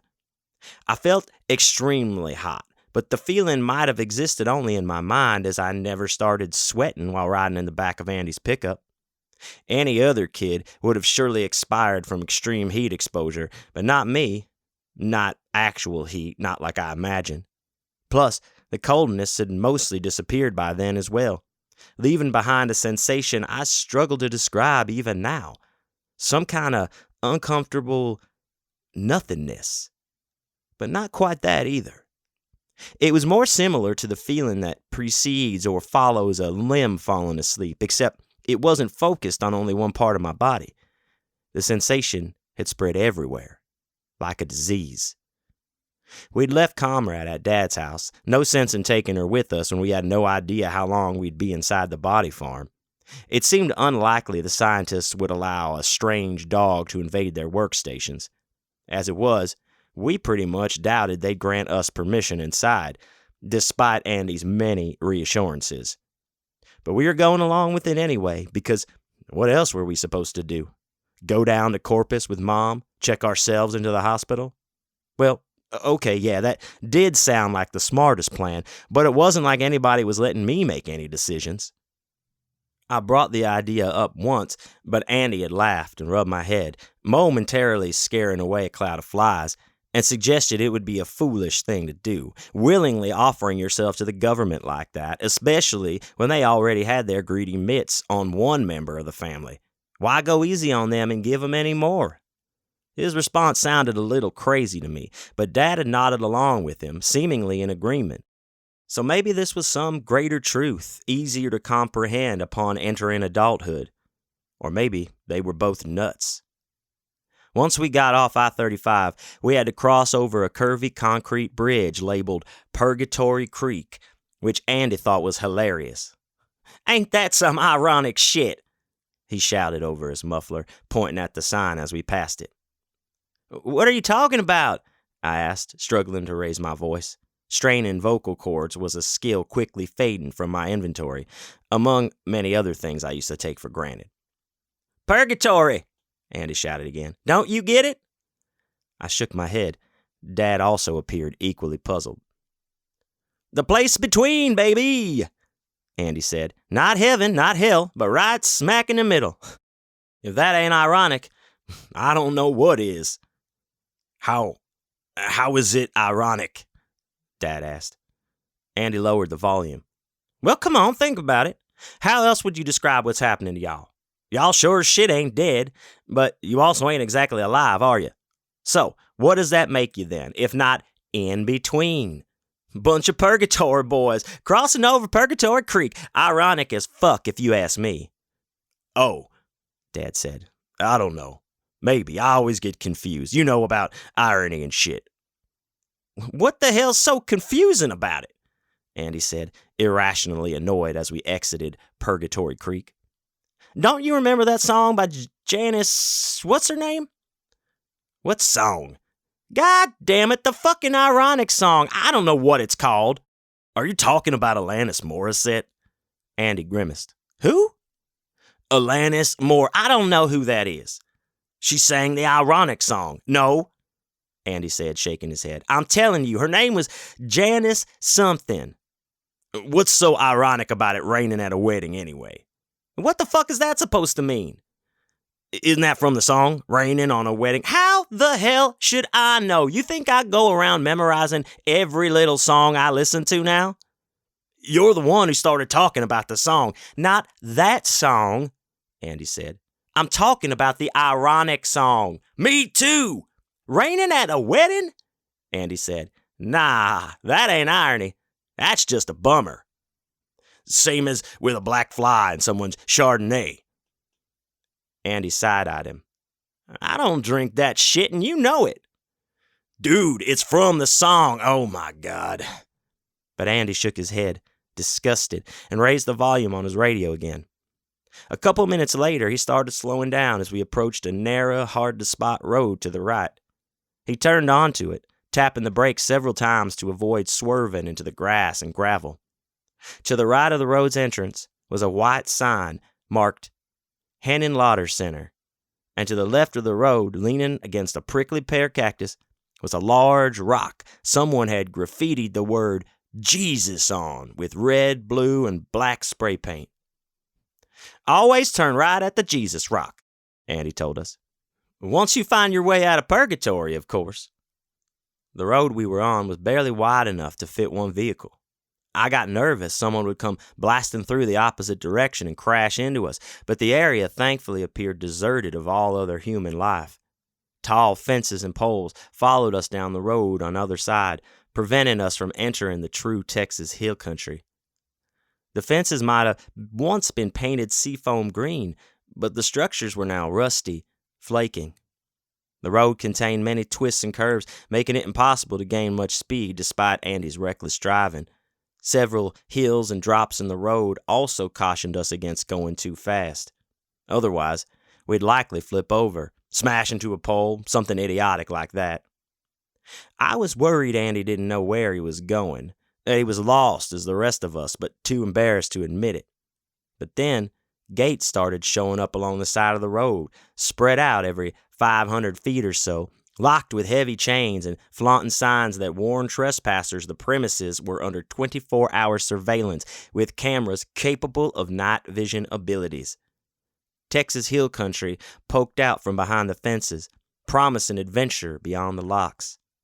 The signs made me paranoid, although I wasn't sure why. It wasn't like we were planning to break the law or anything, right? We wanted to ask a couple questions to get to the bottom of this thing, so who cared if there were cameras? Maybe it was the fact that Andy didn't seem remotely disturbed by them that had my own suspicions going a little haywire. Out of the three of us, Andy should have been the one acting more overly cautious. He was typically against any kind of surveillance and tried to avoid it at all costs. I remember one time he brought his laptop over to Dad's house. He had multiple layers of duct tape wrapped around the top of the screen where the webcam lens was located. Not only there, but also along the side, covering the internal microphone area. You never know what kind of fucking whack job's listening in on you, he said after noticing me staring at the tape. Then he winked, although I don't know why. The truck slowed down and turned right again, this time into a small opening blocked off by a tall gate. Large letters made of pipes stood atop the archway, spelling out Heathenish Ranch. It's locked, I cried, as if nobody else had already noticed. Now what are we going to do? Would you get your panties out of a wad? Andy asked. I got it taken care of, okay? Hey, Dad said, don't talk about my son's panties that way. I don't have panties, you guys, I shouted, despising how much like a baby I sounded. Fortunately, they ignored my outburst, and the truck crept closer to the gate, stopping next to a call box. Andy poked his head through the driver's side window and pressed a red button. Several seconds passed, then a woman's voice crackled out of the speaker box. Good evening. Might I ask you to please state your business? Candy? Andy asked. "It's me, Andy, from UPS. He sounded nervous, like he was afraid she wouldn't recognize him. That she'd respond with one simple, crippling, "Who?" Instead, she said, "Oh, shucks, Andy. I didn't recognize your vehicle." I glanced around the area again and spotted another security camera, this one at the top of the gate, hidden under the second H in Henenlotter Ranch. "Yeah," Andy said. "It's my personal truck, not a UPS's. "Oh, I see." She paused, then said, "I didn't realize we had a package scheduled for today." "No package today, just me. I'm off the clock." "You're off the clock, yep. Here on my own free will, so to speak." "Your own free will, huh?" she said, audibly amused. "Yeah, that's right," Andy said, regaining his confidence. "I was hoping to take you up on one of those private tours you keep promising me." Another long pause. I wondered if she was going to answer at all. Then she said, voice hushed, "I'm not so sure now's such a good time. My boss is here and—" Andy's face practically collapsed in on itself. "Oh, I'm sorry, I didn't—" "And you drove all the way up here? For this?" "Well, yeah." He sucked in a breath and added, "And, well, to see you too." Dad let out a laugh, and Andy slugged him in the arm, which somehow triggered another fart from his ever-bloating body. "What was that?" "Sorry, Andy, I think I'm having a hard time hearing you. Come on down, I'll buzz you in." And just like that, the giant gate started creeping open, following along an automatic track. Andy glanced at us with a look that said, "See, what did I tell you?" Then drove forward through the open gate and over thick drainage pipes, something my dad had once told me were specifically designed to prevent cattle from escaping farms, which was what we were entering. A farm. Only not the kind with cows hanging around, as far as I could tell at least. This was a farm for corpses. Human corpses. As we drove over those drainage pipes, I couldn't help but wonder what exactly they didn't want leaving the property. What they didn't want escaping. We parked in front of a small welcome center. Andy cut the engine, and the two of them got out, but I stayed put. I didn't want to leave the truck. "Come on, Dylan," Dad said, standing outside my open door, not trying to hide his annoyance with me. "You can't just sit here." "Why not?" I asked, arms folded across my chest, pouting like an infant, but I didn't care. This place felt like bad news, and I wanted nothing to do with it. "What doesn't matter what I do?" Andy chuckled behind Dad, somewhere in the parking lot. "Max, I didn't realize your son had become a goth." "Would you just shut the fuck up?" Dad said over his shoulder, which only prompted another chuckle from the parking lot. Then to me, he said, "Listen, kiddo, whatever's going on with us, with your mom, I know it's scary. But someone might actually know something here. I doubt it, but who's to say for sure, right? We won't know until we know, so why don't we go find out? At the very least, cross this idea off the list so we can explore others." He made a good point. Plus, the idea of sitting out here all by myself didn't exactly sound the most appealing. What if someone stopped by and started questioning me? "What are you doing out here by yourself? Why are you wearing such a big coat? Say, what's that smell? How come you aren't blinking?" It'd be safer to stick with grown-ups, to be by Andy and my dad, who could do all the talking instead of me. Not sure what I expected, driving up there originally, but nothing about the welcome center screamed body farm to me. It was a standard brick building, minimal windows, zero advertisement, and inside, through the door, it was like any doctor's office lobby I'd ever visited. Big front desk, a side door leading to who knew where, several chairs, tables with magazines, a small television set hanging from the corner of the room with the local news playing 1 decibel away from mute. The woman behind the front desk, Candy, had faded pink bubblegum hair, and I wondered what came first, the dye or her name.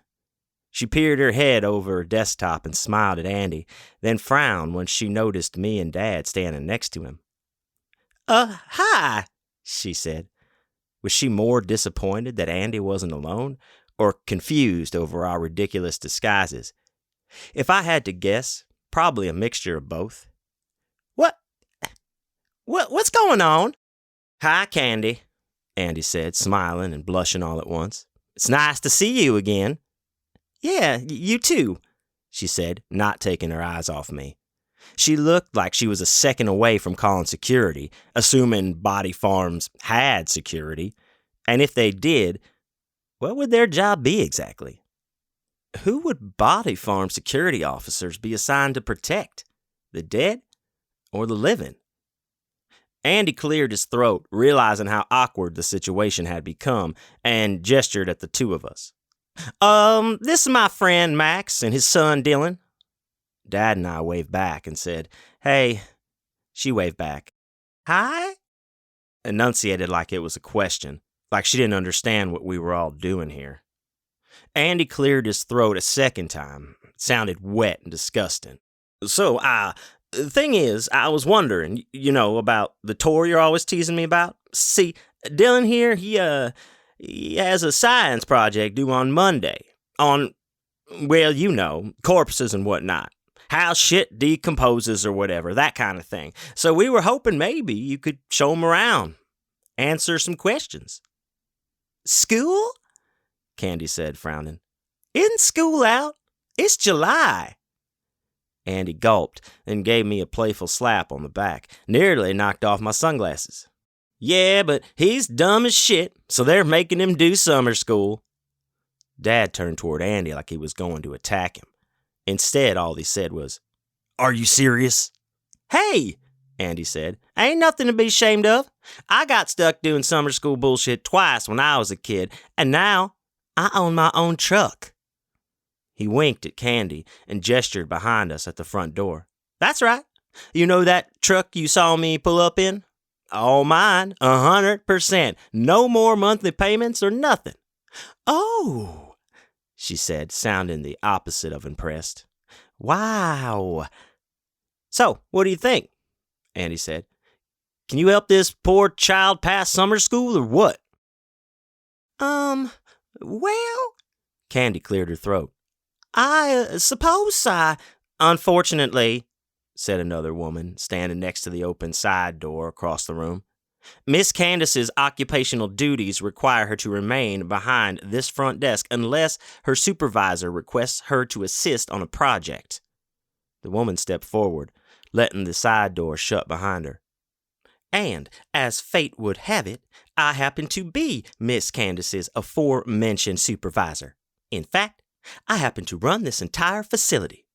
And as far as I can recall, I have not granted any such permission to abandon her post. Have I, Miss Candace?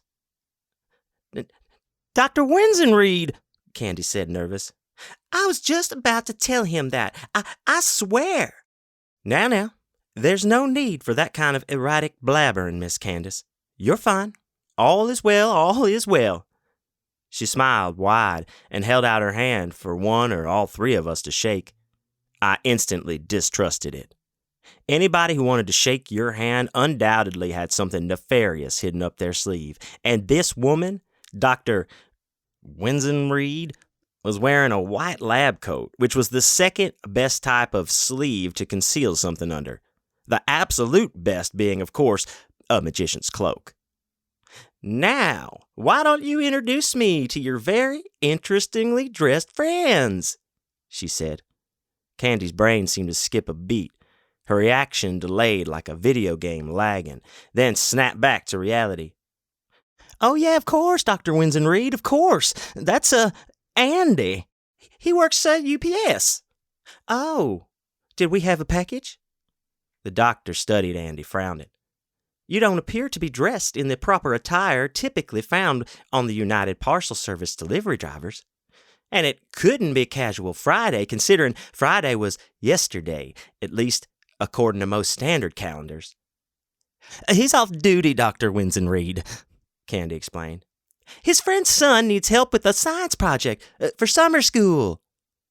Dr. Winsenreed said, eyes on me. And I suppose you are the young man in question, yes? I refused to respond until Dad flicked me. Then I blurted out, yes, ma'am. And what might your name be then? She smiled again. This close, I was unfortunately able to get a better look at her teeth, which were more yellow than white. His name is Dylan, Dad said, then shook her hand. And I'm Max. Dr. Winsenreed, the doctor said, shaking his hand longer than anybody had ever shaken someone's hand. As I'm sure you've already managed to gather from Miss Candace over there, I am the head anthropologist at this little facility you find yourselves in today. It's a pleasure to meet you, Dad said, yanking his hand free. Your son is quite shy, isn't he? She asked, then leaned toward me again. You're quite shy, aren't you, Mr. Dillon? I don't know, I mumbled. Maybe, I guess so. Tell me something, Mr. Dillon, the doctor said, straightening her spine. Are you cold? She glanced at Dad. And you, Mr. Max, are you cold as well? Dad said, I'm all right. Then could you perhaps explain why the two of you are dressed like scopophiliacs? What? Dad said, stammering. Peeping Toms, Mr. Max. Good old-fashioned voyeurs. It's July. What's the cause for such heavy coats? Is this some sort of bizarre fashion statement?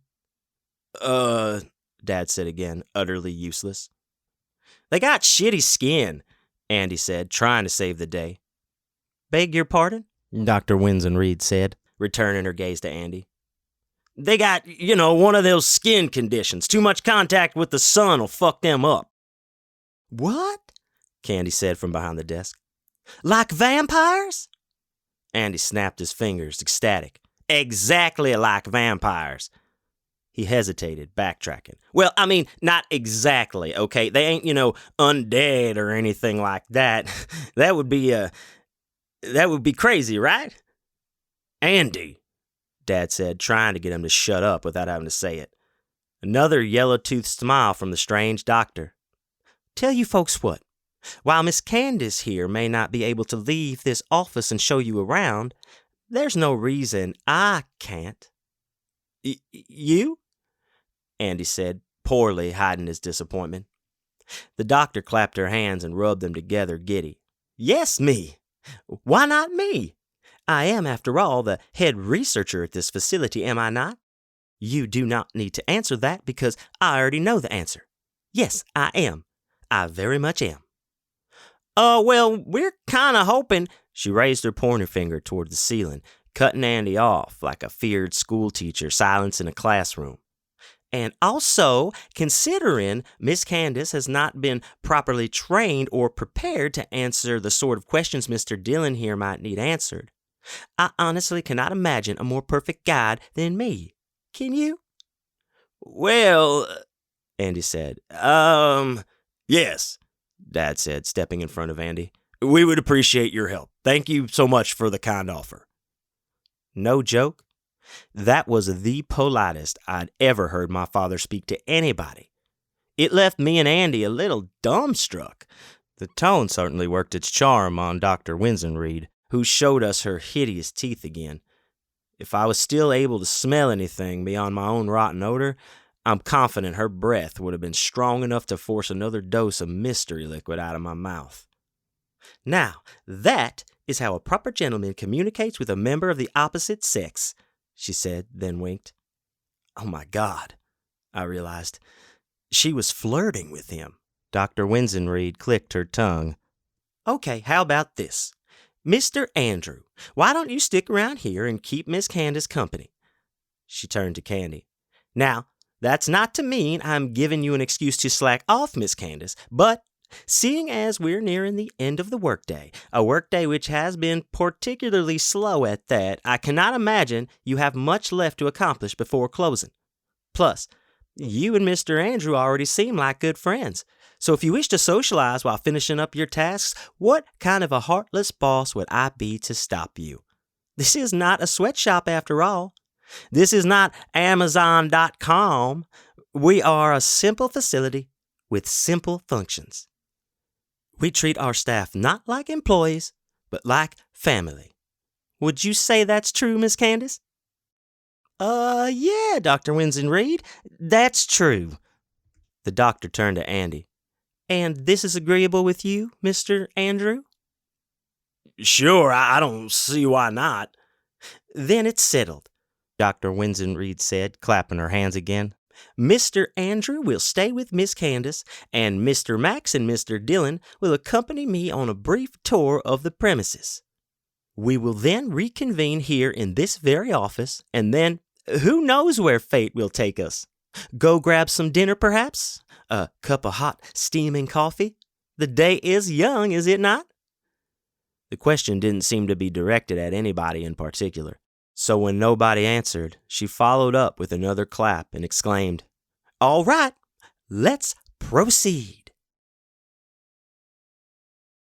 Before we could enter the actual farm, Dr. Winston Reed told us, first we had to undergo some safety precautions. She led us down a long, narrow hallway, overlit with excessive fluorescent bulbs. Posters were hung up on either side of the hallway, and, as we would come to discover, all throughout the facility. Not just any posters, but motivational posters. They were also all themed around NBC's The Office for some reason. One read, Would I rather be feared or loved? Easy, both. I want people to be afraid of how much they love me. Michael Scott.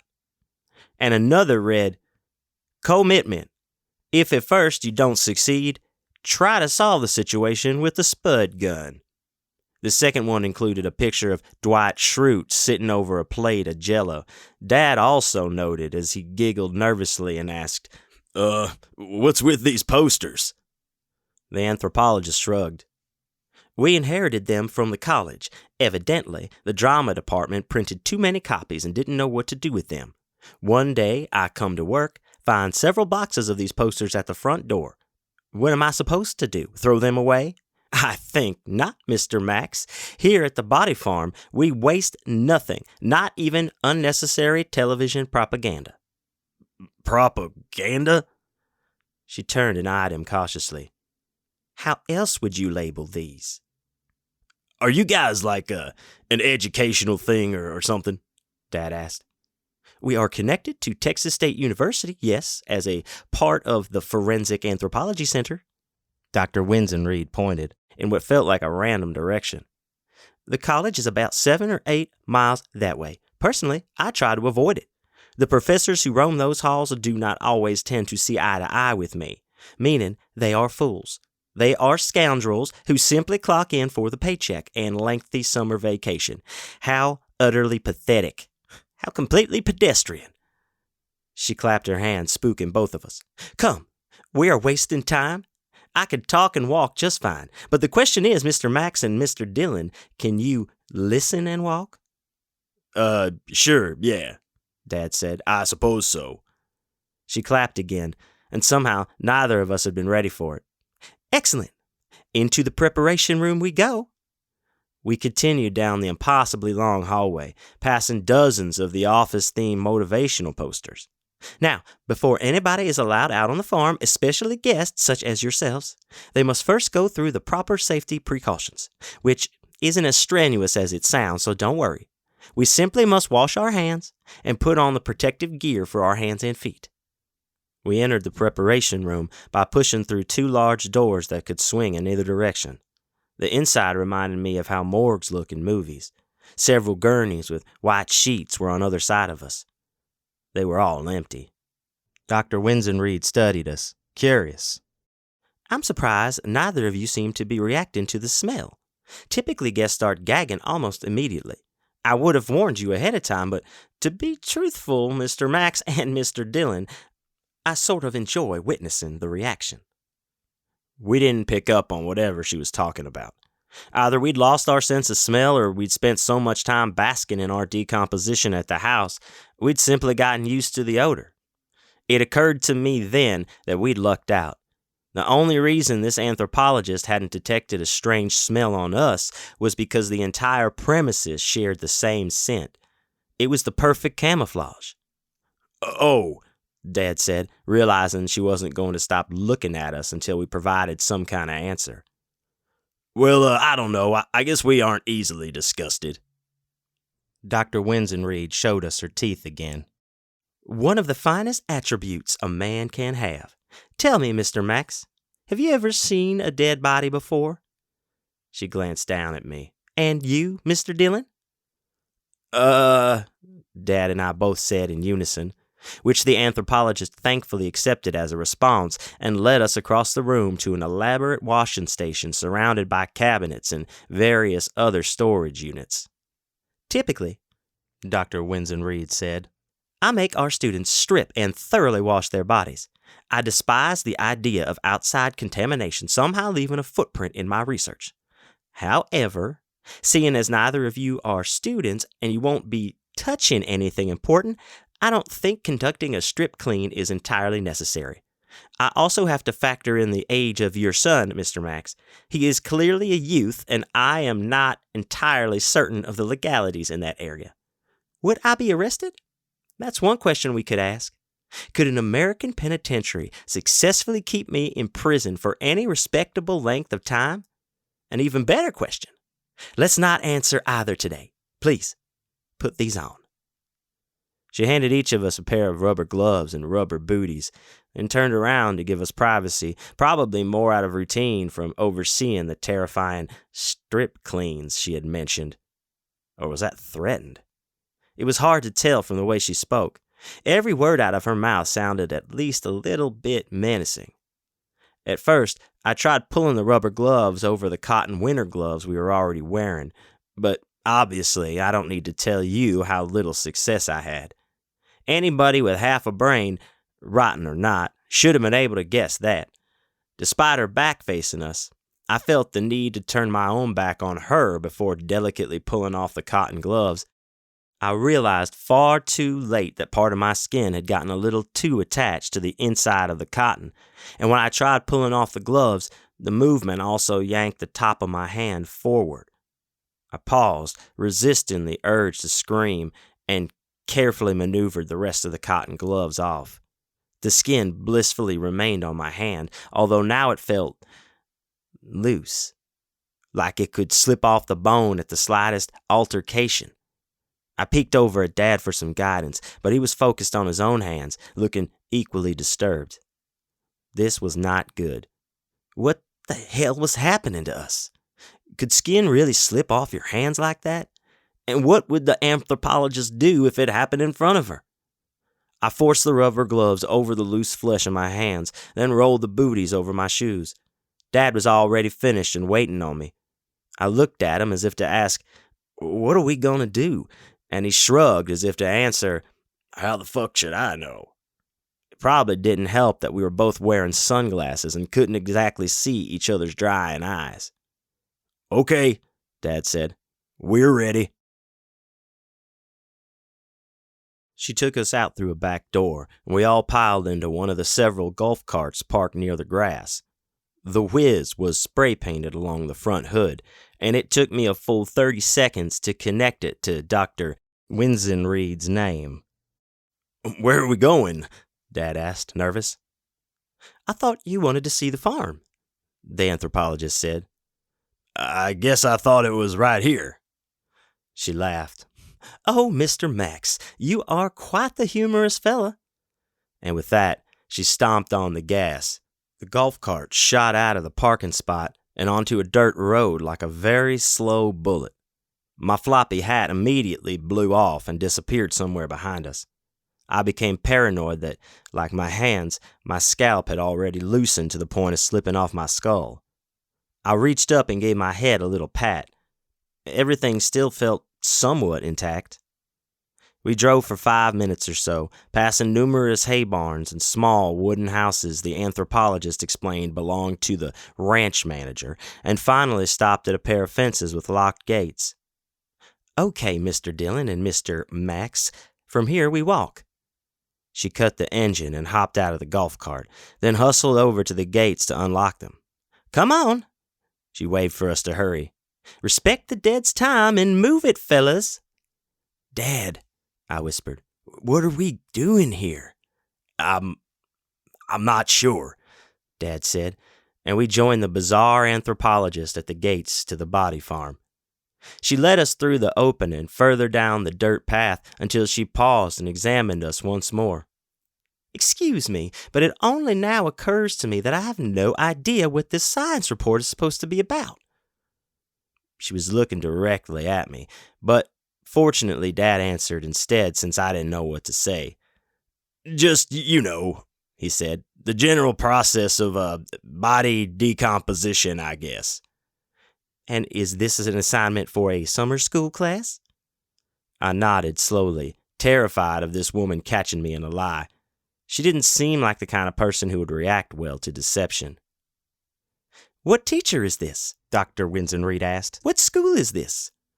I find it curious that some nitwit would dare assign such a project without first seeking me for consultation. In fact, strike the curious from my last sentence. I find it downright insulting. I'm sorry, I said. Well, it is not your fault, Mr. Dillon. Personally, I blame the state of education in Texas. It's not exactly, how would you say it, competent? You wouldn't believe some of the students who come my way.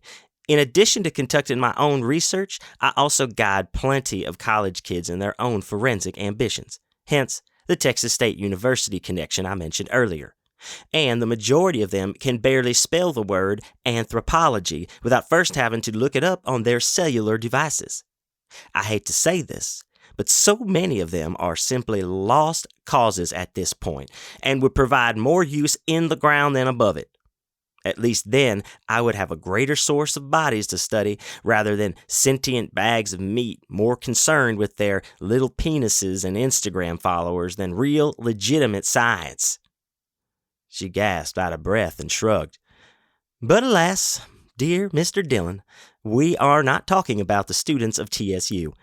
We're talking about you. And I have a good feeling about you. You do? I asked, genuinely surprised.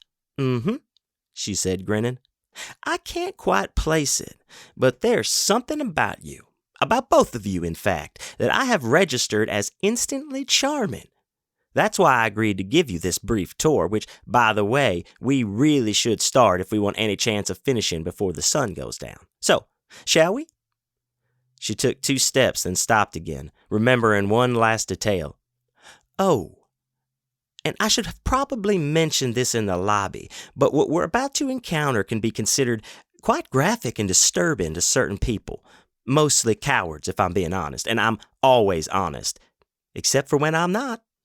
However, you two do not strike me as cowards, especially considering you already took the initiative to drive down here in the first place. So I assume this will not be a problem for either of you. We told her it was fine. She got excited and clapped again, then continued leading us down the dirt trail. The Henenlotter Ranch was located deep in the heart of Texas Hill Country, and the Forensic Anthropology Center had opted to leave the natural landscape mostly untouched, which meant as soon as we found ourselves stepping over various weeds and wildflowers. The greenery out here was less green and more yellow, dried out. That's what happened when it didn't rain for a couple weeks and the sun was allowed free reign upon the land. It cooked the planet. I don't know how I would have reacted to the bodies she showed us if I hadn't already encountered you and the other impossible corpses back home, so I guess for that, I'm grateful. The first body we came across, the anthropologist kept glancing our way like she was expecting one of us to vomit, but neither Dad nor myself expressed much of a reaction at all. Maybe this also had something to do with the fact that we were also dead, not just inside, but also outside. Our faces were not exactly the most animated anymore. In retrospect, this was also probably why she had taken such an initial interest in our presence in the lobby at the research facility.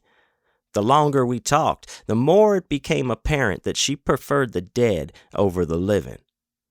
The body we stood over was stripped naked, a male. A metal cage had been built over him. When Dad asked about it, Dr. Winsenreed explained it was meant to prevent wildlife from eating the remains. Vultures are quite adventurous out here. If you aren't too careful, they'll pick these bones clean. Then she snapped her fingers, excited. However, with that said, there are plenty of specimens out here who we monitor unprotected for the specific purpose of studying how they decompose with the predatory element present. Sometimes the findings are extremely fascinating. For instance, did you know a vulture will scatter the bones of a musician further than the bones of a cartoonist? Why is that, do you think? I don't know. A former researcher here once speculated certain musical notes, if played enough times, can leave sort of a imprint in the instrument wielder's skeleton, and the vultures can still feel the melodious vibrations in their beaks as they slurp off the remaining fat, which is apparently an enjoyable sensation for them. Hence, why they prefer to spend more time with these specific bones than the bones of someone who simply doodled obscene genitalia or traced over coloring books. Notice I described her as a former researcher. She was a raging alcoholic who often took long naps curled up next to the specimens out here. Sometimes she wrote them poems and refused to let any of us read them. We simply could not trust her. What happened to her? I asked. The anthropologist gazed out into the distance, seemingly lost in her thoughts, before saying, "Nobody knows." What exactly is the purpose of all this? Dad asked, gesturing at the caged corpse. It was a pretty good question. I'd been wondering the same thing. Of this particular specimen or the entire facility? The anthropologist said, already sounding offended. The whole thing, I guess. Well, Mr. Max, this is a body farm. She performed a little twirl next to the caged corpse like a ballerina. It is not the only one in the country, but it is the largest, which I suppose has something to do with Texas's incessant desire to make everything bigger here than everywhere else. Usually, I find that mindset immature and pathetic. But in the case of this specific anthropology research facility, I am grateful, as that means extra acreage for additional experiments. The entirety of the Henenlotter Ranch is, I believe, 4,200 acres, and 26 of them are reserved solely for the body farm. Oh, and another difference you'll find with us compared to other similar facilities is everybody else refuses to use that label, body farm. They feel the term is too macabre, too morbid, too dark. Personally, I feel they are all cowards, and we should call it exactly what it is, a body farm. There's also a novel by Patricia Cornwell titled The Body Farm, although it's terrible, not worth anyone's time, if you want to hear my honest opinion about it. It's been several years since I read the book, mind you, but if I remember correctly, only 1, maybe 2 chapters in total take place at the actual farm. The rest of the plot is about something else. That, Mr. Max, is what I would call a con job. You cannot title a book The Body Farm and then not spend the rest of the book exploring it. Readers will revolt. Okay, Dad said, probably thinking the same thing I was, that she hadn't exactly answered his question. But I guess what I mean is, what's the purpose of these experiments? I suppose that's a complicated question. It is? It's a complicated answer, at least. Oh, I'm sorry. Allow me to say this, Mr. Max. The anthropologist cleared her throat and glanced around the field, as if searching for potential eavesdroppers. The very kind-hearted people who fund our programs, they hold certain expectations. Primarily, they view forensic science as a method for capturing the bad guys, she said, making the finger quote gesture. What bad guys? I asked, paranoid she was referring to Dad and myself. Ever since our inexplicable decomposing, I had started considering ourselves guilty of something, although I couldn't quite place what. She did finger quotes again as she said, "Criminals, Mr. Dillon, those who have broken the law, murderers mostly. Our research serves many functions, and one of those, the most important one in the eyes of the government and, of course, our financiers, involve determining a person's time of death. If police detectives know the exact day and sometimes even the hour when someone was killed, then that helps narrow down their list of suspects." How do you do that? Well, Mr. Dillon, that's a complicated answer. But the simple explanation is every human being goes through a somewhat predictable pattern of decomposition. Dad said, we don't need to talk about this. Yes, we do, I said, elbowing him in the stomach, which forced a massive fart out of him. Oh, He said, clutching his bloated gut. I'm sorry. The anthropologist stared at us, then giggled. You two are a lot of fun. A regular barrel of monkeys. You ought to consider visiting more often. Decomposition? I said, prompting her to continue. Ah, yes, decomposition. Dr. Winsenreed motioned for us to follow her through the field. We stumbled upon several other caged corpses in various states of decay. So, decomposition, as I hope you are both already aware, is the beautiful, natural process of organic matter breaking down after it ceases living. Everything alive will eventually decompose. Fruits, vegetables, trees, animals, humans. In the grand scheme of things, we're all heading towards the same fate. The planet gives us life, and that life gets recycled back into the planet. It is simply inevitable. A lot of my students seem surprised by this at first, but after a person dies and releases the many juices typically found in our body, our purge fluids will annihilate pretty much any living wildlife nearby. Grass, flowers, you name it. Mostly thanks to the ammonia that accompanies the decay. However, give the area about a year, and the grass will have grown back like you've never seen before. The purge fluids really enrich the soil, unlike any other fertilizer I've ever encountered. Isn't that marvelous, Mr. Dillon? Wait, shouldn't you be taking notes? Purge fluids? I said, thinking of the mysterious yellow liquid that insisted on randomly dripping out of my mouth. Dad slapped me on the shoulder, jolting a fart of my own to wiggle out of me, and said, Don't worry, this kid's memory is damn near supernatural. The anthropologist sighed. I would prefer you did not use such language in my presence, Mr. Max. Supernatural implies something unexplainable, which implies laziness. Everything has an explanation if you know how to search for it.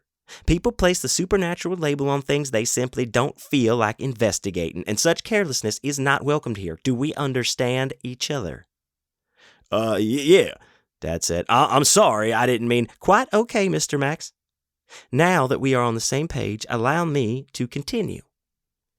The anthropologist directed our attention to a corpse that looked more asleep than dead. She explained that human decomposition consisted of 4 stages. Although, she said a little annoyed, walk into a forensic convention and expect to have a difficult time getting anybody to agree on the exact terminology of these stages, and sometimes, if they want to be really frustrating, they'll argue about the number of stages. Some professionals insist on 5, even 6 stages, which I view as a perfect example of stereotypical American exorbitance. 4 is an appropriate number of stages. Anything beyond 4 is, if you'll pardon the morbid pun, overkill. Nice, Dad said. Thank you, Mr. Max. I appreciate the compliment. Guests seldom appreciate my jokes, and that is because they are cowards. What are the stages? I asked, somehow the only one who remembered why we were here in the first place. Right, the stages. She nodded at the caged corpse at our feet. As you'll notice, the specimen before us hardly looks deceased. Dress him up in pajamas and slip him in a bed, and you might not ever notice the truth. Well, I would notice, but that is because I am not a complete imbecile. Anyway, this particular stage of decomposition is the first stage, the freshest stage, when the person first dies and the body begins its journey of breaking down its organic material. This stage is called autolysis, although you'll encounter plenty of simple-minded anthropologists who have settled on labeling it fresh. Don't you find that a little cringeworthy, though? I certainly do. Autolysis. Now, at least there's some respect in a name like that. But fresh? What is this, Subway? Dr. Winsenreed paused and waited for one of us to answer. No, Dad said. Correct, she clapped. This is definitely not Subway. In fact, if we were to set up a condiment display and offer to prepare long rolls split lengthwise packed with various meats, we would not be Subway because that is a trademark name, and nobody here has the budget to pay the franchising fees required to grant us the right to operate a business with that title. We would instead have to come up with an original name that has nothing to do with Subway. Something like Body Farm Hoagies or Carry On Carry Out. I don't know. I'm merely spitballing here. Besides, if this is all a rather big hypothetical situation we are finding ourselves in, considering no health inspector would ever consider approving our facility for sandwich operations, and that is because health inspectors are cowards, Dad said. The anthropologist blushed. Yes, exactly that. She stared at Dad without saying anything long enough to make both of us uncomfortable, then continued our tour to a corpse with a familiar fat stomach. Now, the next stage of decomposition is probably the most universally agreed upon name, and that is the bloat stage. I do not think I need to get into detailed explanation here, as it's pretty self-explanatory. All the gases found in a human body begin excreting as tissues are self-digested, causing, a rather obvious bloating to occur. Actually, quite a few neat tricks begin popping up around this stage, as you can see from the specimen before us. Bloat is when we will first notice maggots hatching, along with the awesome arrival of purge fluids and skin slippage. Skin slippage? I asked, subconsciously hiding my hands behind my back. How do you get the goddamn bugs to leave you alone? Dad said, swiping around a cloud of flies forming over his head. Seems like there ought to be a way to stop them from hatching eggs and shit in you like that. We were all studying the multiple sheets of maggots writhing on the bloated corpse. His face, belly button, and genitals were all covered with them. Wherever there was some kind of orifice. I thought about the hole in my arm from where Comrade had bit me. I hadn't looked at it since putting on a jacket at Dad's house. I was terrified of what I would find once I removed the disguise. Dr. Winsenreed appeared genuinely depressed by the question. But, Mr. Max, why would anyone want to stop them from such a beautiful act of nature? This is what they do. This is what they were designed to do, just as we are designed to be eaten by them. It's the order of the universe. Oh, yeah, I get that, Dad said, sounding doubtful. But I was wondering, what if you wanted to get rid of them anyway? I think that's one of the questions my son has to answer for his project. Ain't that right, Dylan? I said. The anthropologist grimaced. This school of yours sounds more and more horrible by the minute.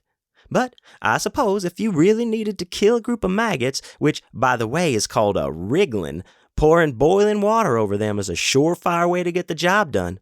Salt also works pretty well. However, I cannot recommend ever trying this yourself unless it becomes absolutely necessary, although I cannot fathom how such a situation would arise.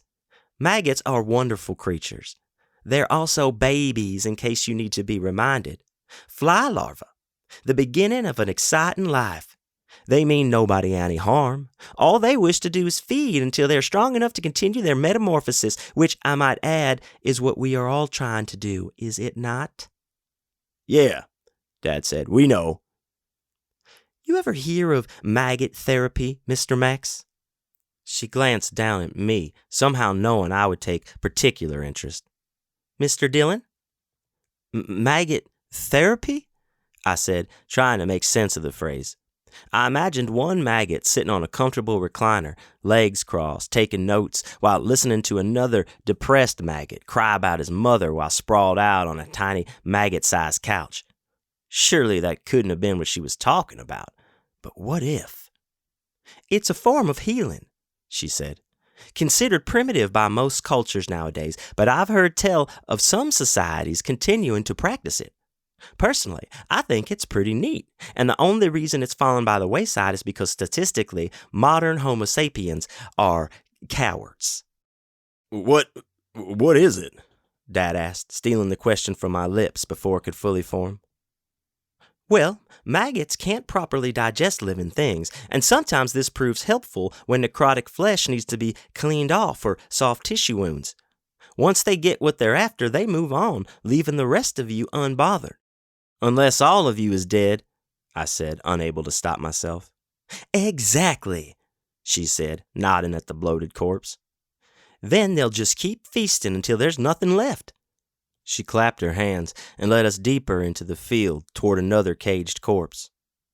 If the specimen we saw was in the bloat stage, which he definitely was, as you can tell from how, well, bloated he looked, then the next stage involves all of those gases and liquids and fats finally purging from the body.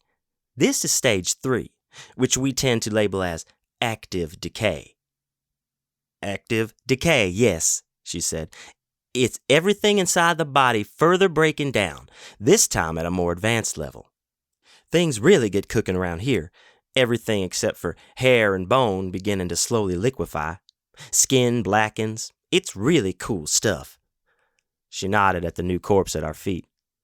If the previous example of bloating had resembled a blown-up balloon, then this next specimen was the same balloon after someone had popped it with a pin.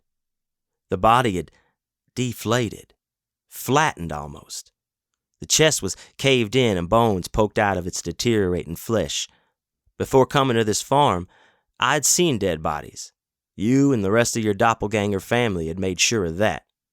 But what you hadn't prepared me for was what would eventually happen to you. No, not just you, but what happened to me, because I was decomposing right along with you, wasn't I?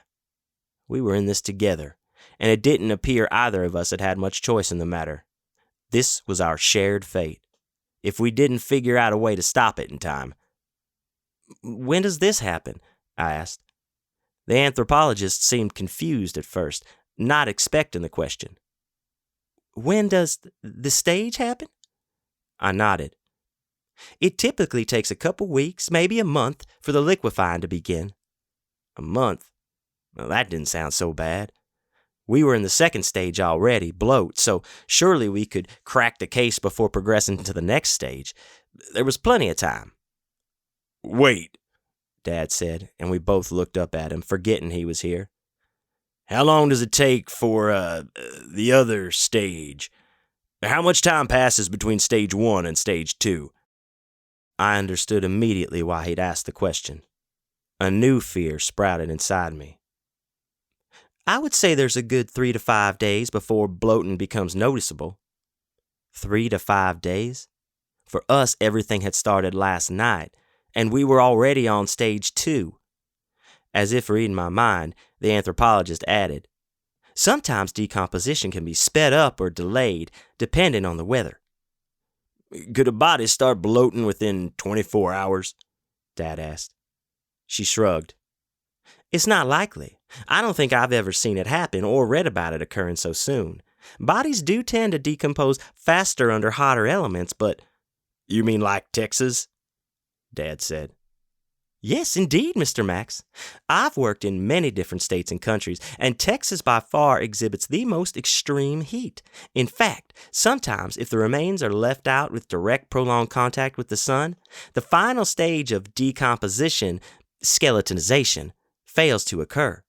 Instead, the body will enter an alternative stage. Would any of you like to guess what stage that might be?" Dad and I stared at her through our big sunglasses, too afraid to respond. "Mummification," Dr. Winston Reed said, startling us with yet another clap of her hands. What are you talking about?"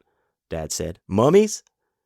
The anthropologist was giddier than anybody I'd ever encountered before. "Oh, I'm sorry, Mr. Max. Did you think they only existed in movies?" "No, mummification is not as uncommon as you might think. Come, fellas, I'll show you." She led us to a clearing in the field where there were no trees around to offer shade. A single body waited for us in the middle of the opening, vertical instead of horizontal. It took me a moment to realize how it was upright. Then I paid better attention to the lower half of the body. It was buried up to its stomach in dirt. The skin was intact but dried out, making it look like someone had dressed the corpse in a suit of old leather. Its mouth hung wide open, as if caught in an infinite scream. Without the context of the body farm, the specimen might have passed for somebody's bizarre art project, a sculpture of some kind. "It's screaming," I said, thinking about you at Dad's house, wondering if you were doing the same. "It sure does look like it, doesn't it?" Dr. Winston Reed said, clapping me on the back. That's what skin shrinkage will do to a person. The same reason it always looks like your hair and fingernails are growing after you die. Everything else shrinks. The way she'd phrased that, after you die, would probably have sent a chill down my spine were I capable of experiencing chills down my spine. "This is one creepy-ass looking mummy," Dad said, and I had to agree with that. The corpse did not in any way look like how mummies are represented in media. One time when I was younger, Dad wrapped my entire body with toilet paper. I'm talking head to toe, leaving enough room at my eyes so I could see and my mouth so I could breathe. It wasn't Halloween or anything like that. Just a day I had off from school and a day he had off from work. Only the two of us were at the house. Mom was working a shift at her job. I don't remember what job it was back then.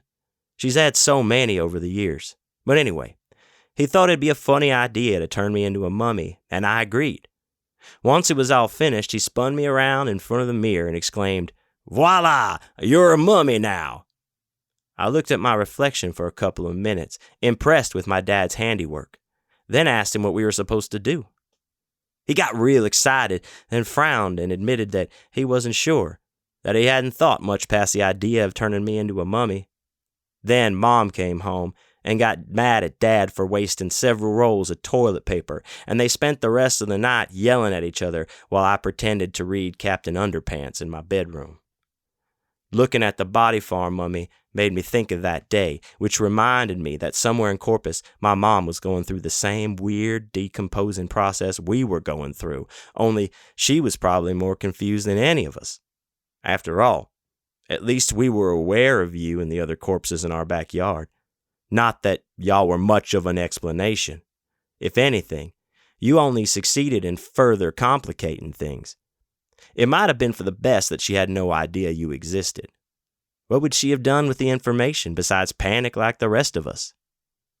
But like I said, Dr. Winston Reed continued, mummification is only an alternative final stage, occurring when the remains experience extreme heat without any protection from the sun. If you come with me over here, I'll show you the proper final stage of decomposition, which should be the most self-explanatory of them all, skeletonization. She was correct. Nothing further about this stage really needed elaborating. The caged corpse was all bones and nothing else. A skeleton, but not like the ones in the movies. The bones weren't connected or complete. Everything was falling apart. Everything was disintegrating. "Will the bones go away too?" I asked. "Nothing lasts forever, Mr. Dillon," the anthropologist said cheerfully. "Bones do decay at a significantly slower pace than the rest of the remains. It also varies. Some break down over the course of several decades. Some last millions of years. But eventually, one way or the other, the earth will collect its debt." She cleared her throat. "Anyway, these are just the specimens we keep protected in cages. How would you like to see some really interesting dead people?" Dad said. To properly study how human beings decompose, Dr. Winston Reed explained, that anthropology research facility needed to observe their donations under every possible circumstance a person might meet their end. "Donations?" Dad said, disgusted by the word. "Well, of course, Mr. Max. How else do you think we've managed to obtain hundreds of cadavers since opening our doors in 2008? Many people around this area sign up to have their bodies donated upon death. They've come to the correct conclusion that rotting in an overpriced coffin benefits nobody except for huckster funeral directors. But when you are taken here to our facility, we treat you with respect.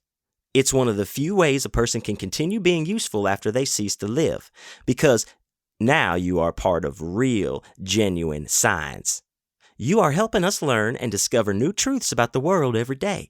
And, at the end, your final remains will be absorbed back into the soil anyway, only not with some obnoxious box getting in the way. It'll be you and the dirt, as it was always meant to be." She snapped her fingers like she remembered one last detail. "If you want, after we've finished with our little tour here, I can show you the paperwork for donating, if either of you are interested.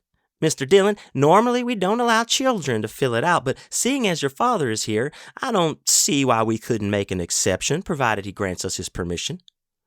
Dad said, "I'll have to ask his mother." The anthropologist frowned. Are you married, Mr. Max? No, not anymore.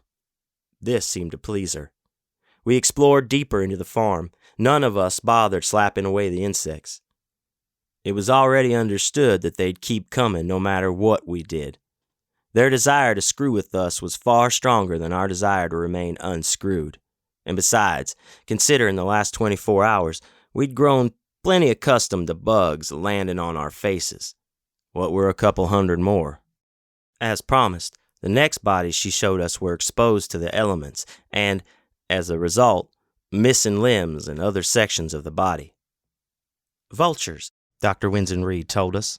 They pick away at everything out here, scatter the bodies all over the place. Without the many monitors recording the premises 24/7, we'd probably never know where anything is. Some of the bodies were sprawled out in the grass and dirt, like how anybody would imagine normal bodies to be presented, but others were displayed a bit more creatively. One specimen was half submerged in a man-made pond. Several were wrapped in plastic bags. Another was locked in the trunk of an old car. Rust had practically consumed the outside paint. Its tires were hidden by wildflowers that had grown against it. There weren't any tire tracks anywhere near the car either. It must have been parked here for a long time. Wait a second, Dad said. Why is it locked? Excuse me? The anthropologist said. You said the trunk is locked. Yes, of course it's locked. But why? Is there any threat of the body somehow, escaping? She looked at Dad like he was an absolute lunatic. Mr. Max, all trunks lock when you close them. It is an automatic function. It is no more of a choice than getting wet after twisting the shower knob. That is simply what happens. Oh, okay, Dad said. But why the trunk? I asked, feeling stupid for not being able to figure it out. Because, Mr. Dillon, that is where homicide victims are often discovered. Another body we came upon sat under a tree, back leaning against the bark. It appeared to be a man in a fresh stage of decomposition. Unlike most of the other corpses we'd seen, this one was dressed. He wore a green fedora, a Boondock Saints t-shirt, cargo shorts, and Crocs with socks on. Someone had propped a small cardboard sign up in its lap that read, "I'm a piece of shit." All right, hold on, Dad said. What's going on with this guy? Oh, him? Dr. Winston Reed said. That's Zach. He's terrible. What do you mean? She shrugged. The sign is rather self-explanatory, I thought. He's a piece of shit. But he's dead. Even the dead can suck, Mr. Max. Then in a whisper, actually, we're conducting a new experiment that I devised several weeks ago.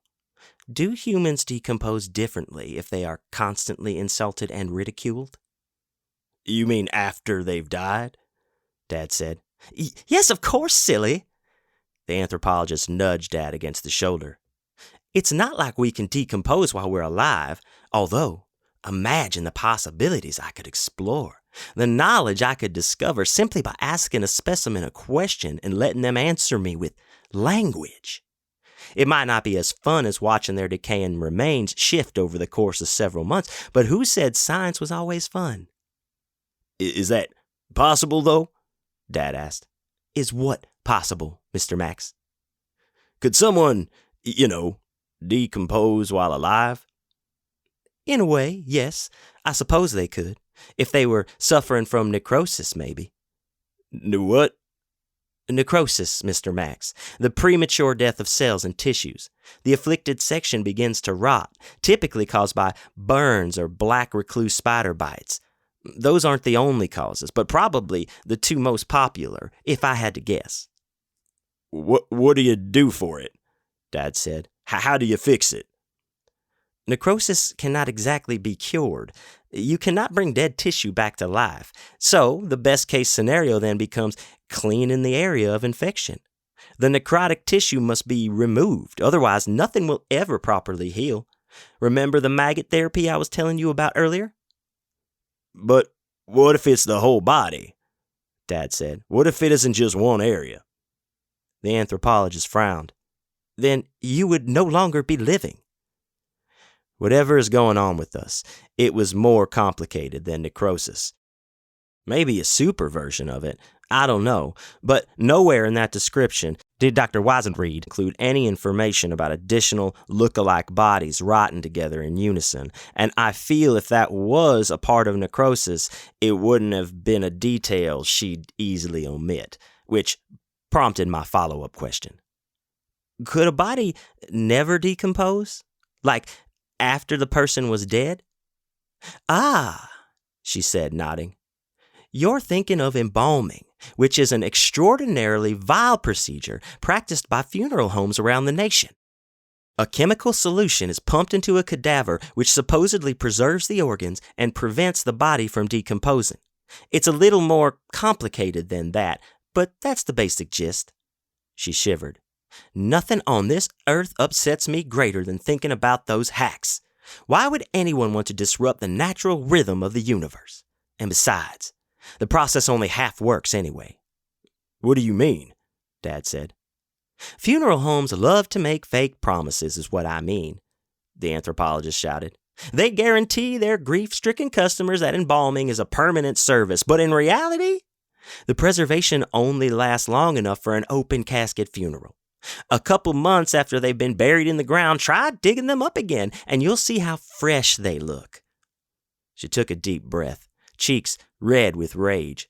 Some of these, pardon my language, bozos will go as far as pretending the act of embalming is required by law, which couldn't be further from the truth. It's all a con. I'm telling you right here and now, Mr. Max and Mr. Dillon, never agree to an embalming. In fact, why bother with a cemetery at all? Like I was telling you, up at the office, I have plenty of paperwork. Wait, I said, not wanting to hear another sales pitch about donating ourselves to the body farm. What if they weren't embalmed? What if they died and then nothing happened? Yeah, exactly, Dad said. How would something like that be possible? The anthropologist sighed and rubbed the bridge of her nose. Well, it wouldn't be possible. What you're describing is something called incorruptibility. What the hell is that? Dad asked. I am not exactly positive on all the details, she said.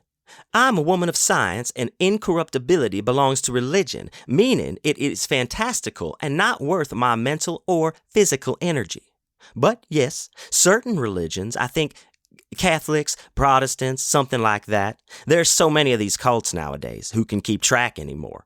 They believe that when a body fails to decompose or displays a severely delayed decomposition, that might be a sign of incorruptibility, which would lead them to suspect the body belonged to a saint.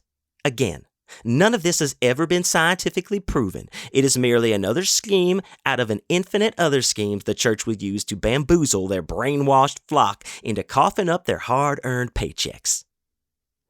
Our family had never been very religious, although we never acted anti-religious either. In Texas, everybody believed in God. Some people believed more than others. We never went to church or prayed or anything like that. It was understood that somewhere God existed and they were watching over us. Other kids in my school talked about going to church every Sunday and saying grace before eating meals. I think the most we ever acknowledged God was mindlessly staring at the "One Nation Under God, Indivisible" decal we found on a Whataburger drive-thru window. What's up with that one? Dad asked, pointing to another specimen displayed across the next clearing. We approached the body. The sex wasn't clear with this one. Based on the information the anthropologist had told us earlier, they were probably somewhere at the end of stage 3 of decomposition. Active decay. For some reason, they had this body propped up in a sitting position on an office chair, leaning forward with their head resting on top of a wooden desk. On the desk was a big desktop monitor, a keyboard, mouse, and several folders of paperwork. Also on the desk and around it were several large birds pecking away at the body's remaining flesh. Vultures. Well, Dr. Winsenreed said, we were curious how the common office worker decays if, in death, they still cannot escape their miserable 9 to 5. And what did you find out? Not much, to be honest, except that vultures tend to favor them over the other bodies. Living in Texas, it wasn't uncommon to see these birds circling roadkill, preparing to feast. But I'd never been so close to one before. They were far bigger than I'd ever imagined. We could hear the skin and muscle being slurped off the body's bones. It made me think of people eating ribs at a barbecue buffet, which prompted me to spit out another helping of yellow liquid. Purge fluid was what the anthropologist had called it. Might as well have called it bird fluid, though, for how fast those vultures spun their bald heads in our direction. Their necks were longer than expected, almost like swimming pool noodles. One of them let out a screech, which was followed by the rest of them imitating the noise. They started moving toward us in short, chaotic hops. Dad said. What are they doing? The anthropologist stepped back. I do not know. Should we run? They usually leave the living alone. It's the dead they want. Fuck, Dad said. We turned around to run, but it was useless. The vultures swooped down on our backs before we had a chance to gain any speed. One moment I was on my feet, and the next I was hitting the grass, hard. Claws dug between my shoulders and beaks investigated the crevices in my neck. The noise they made sounded like someone continuously pulling a lawnmower cord, blasting it straight in my ear. I tried to roll away from them, but there were too many on me. They had my body pinned to the grass. Somewhere nearby I could hear Dad struggling just as much. They were going to eat us. They were going to peck us clean, oblivious to our gargled screams, and there wasn't a thing either of us could do about it. Because together, the vultures were stronger than we were. Because Dad and I, we were nothing. We were powerless to stop the thing that happened to everybody sooner or later. These vultures eating us would have been as natural as the sun rising and falling. Except they didn't get a chance, thanks to Dr. Winsenreed. No violence without my permission, she screamed, then scooped up two of the birds by their hind legs and swung them against several other vultures still fixated on devouring our rotten flesh. The vultures yelped and tried to fly away. The anthropologist chased after them, still holding two of the vultures by their legs, swinging them as awkward weapons. This is a place of science. If you cannot conduct yourself professionally, then there's no room for you here. Later, once she'd calmed down, she returned to the scene of the crime and helped both of us up. I apologize for what just occurred, she said. Usually, the vultures are far more behaved. It's okay, Dad says. It happens. She raised her eyebrow and leaned forward, lips twisted in a repulsive grin. It does? Sure, sometimes, I guess. Interesting, she said. Very interesting. On the ride back to the anthropology facility, Dr. Winsenreed asked if she'd answered all the questions I had for my summer school project. Yes, I said, freaked out about the vulture attack. Thank you. Not all of them, Dad said, shaking his head. I think there was one more. Oh? And what's that, Mr. Max? Have you ever, I don't know, heard about someone finding a corpse that looked exactly like them? Are you referring to a facsimile? A doppelganger? I don't know, maybe. And you're asking if someone's ever discovered their own doppelganger, already deceased? Yeah, I guess so. The anthropologist took an alarmingly long time to respond, then said, No, that sounds crazy. The anthropologist tried convincing us to join her for dinner afterward, but Dad was smart enough to come up with a lie about having to get me to Mom's house. She and Candy, or Miss Candace, told us goodbye, welcoming us back any time, and the three of us headed toward the truck. Before starting the engine, Andy grinned and held out his finger to Dad's nose. Dude, smell this, he said. Dad paused and said, I can't smell anything. What? Seriously? Andy sniffed his finger and shook his head, confused. You can't smell that?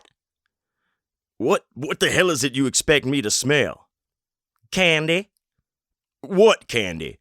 Candy, Andy said, waiting for us to get the joke. Dad grimaced. Are you serious?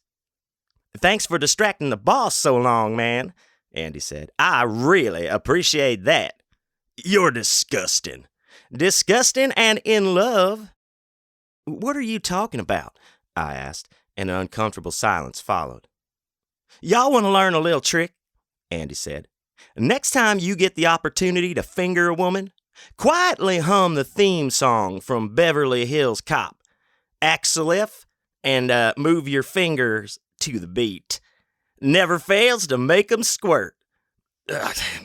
Can we please go? Dad said. Finally, Andy coughed and started the truck, then pulled out of the parking lot and onto the road. Oh, yeah, he said after a while. I got y'all a little present, too. He shifted and wrestled out a plastic bottle of pink liquid from his front pocket. Dad took it from him, examining the label. How'd you get this? Well, I fucking stole it, obviously. What is it? I said, taking the bottle from Dad.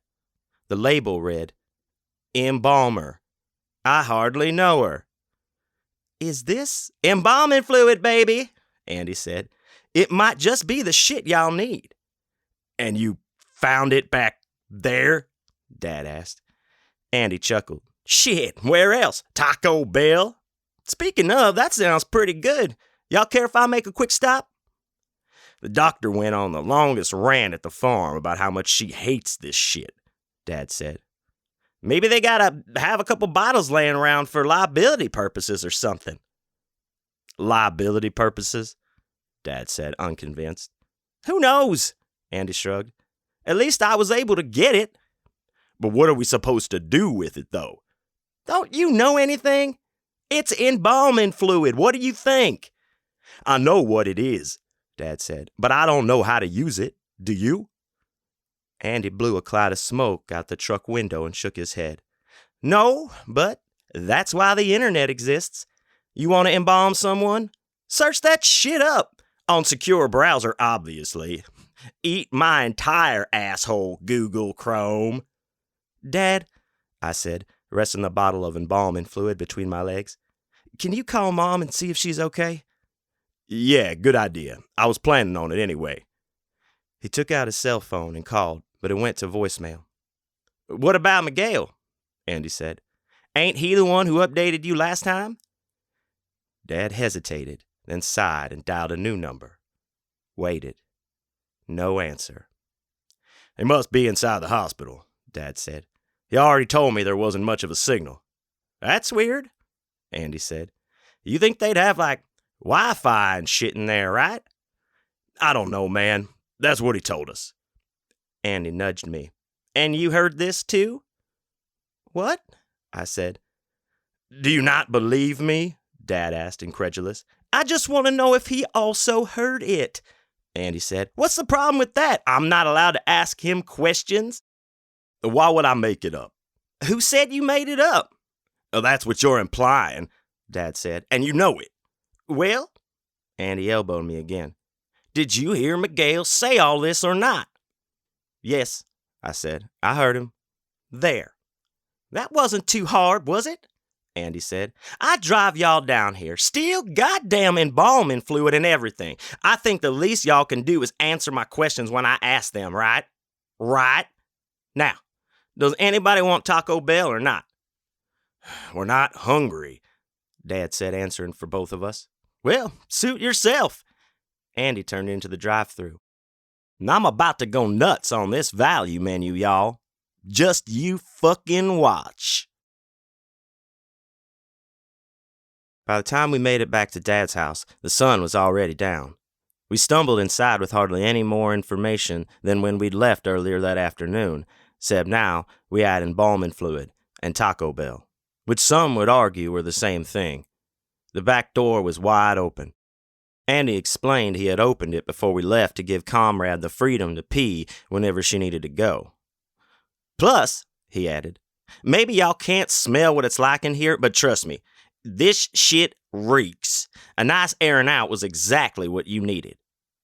But Dad wasn't too concerned about the smell. Do you have any idea how much AC was wasted because of this? Oh, would you relax? Andy laughed, taking a bite out of his chalupa. Lettuce sprinkled down to the floor, and Comrade was on top of it within seconds. I was the first one to notice that she was covered in dirt. "She's filthy," I said. Andy inspected her, then shrugged. "Probably out there digging holes again. You know how she likes to scavenge." A silence filled the kitchen as realization hit all three of us at the same time. Digging holes? We ran into the yard. It was dark out, yes, but the light from the kitchen blasting through the open window was bright enough for us to see what we'd already feared had happened. Comrade had dug up the garden grave, and staring at us from the dirt were the three of you. A little bit chewed from Andy's dog, and, like Dad and I, bloated beyond belief. Swarms of flies were partying down there with you, and the eggs they'd planted in you had already hatched. It was like you'd been waiting for us to get home, knowing we would bring you inside, knowing we couldn't get rid of you, no matter how hard we tried.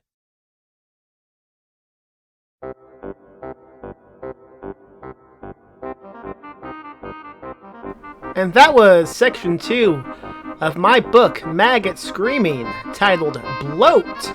Stay tuned for the next episode. I will give you section 3, which is called Active Decay. I hope you enjoyed your time at the Body Film. It was a fun topic to research. It's a real thing. Look it up. Alright, if you want to buy a copy of the book, go to ghoulishbooks.com. Buy a signed copy. I will write anything you want me to write. I will draw a maggot screaming on the title page just for you.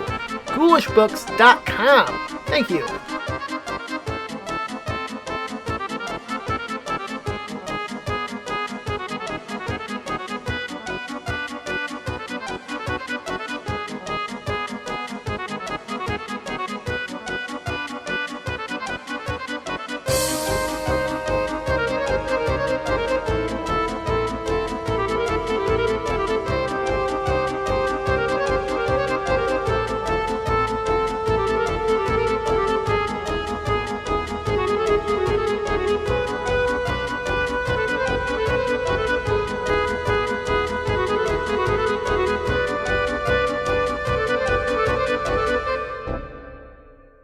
Live spooky, die spooky.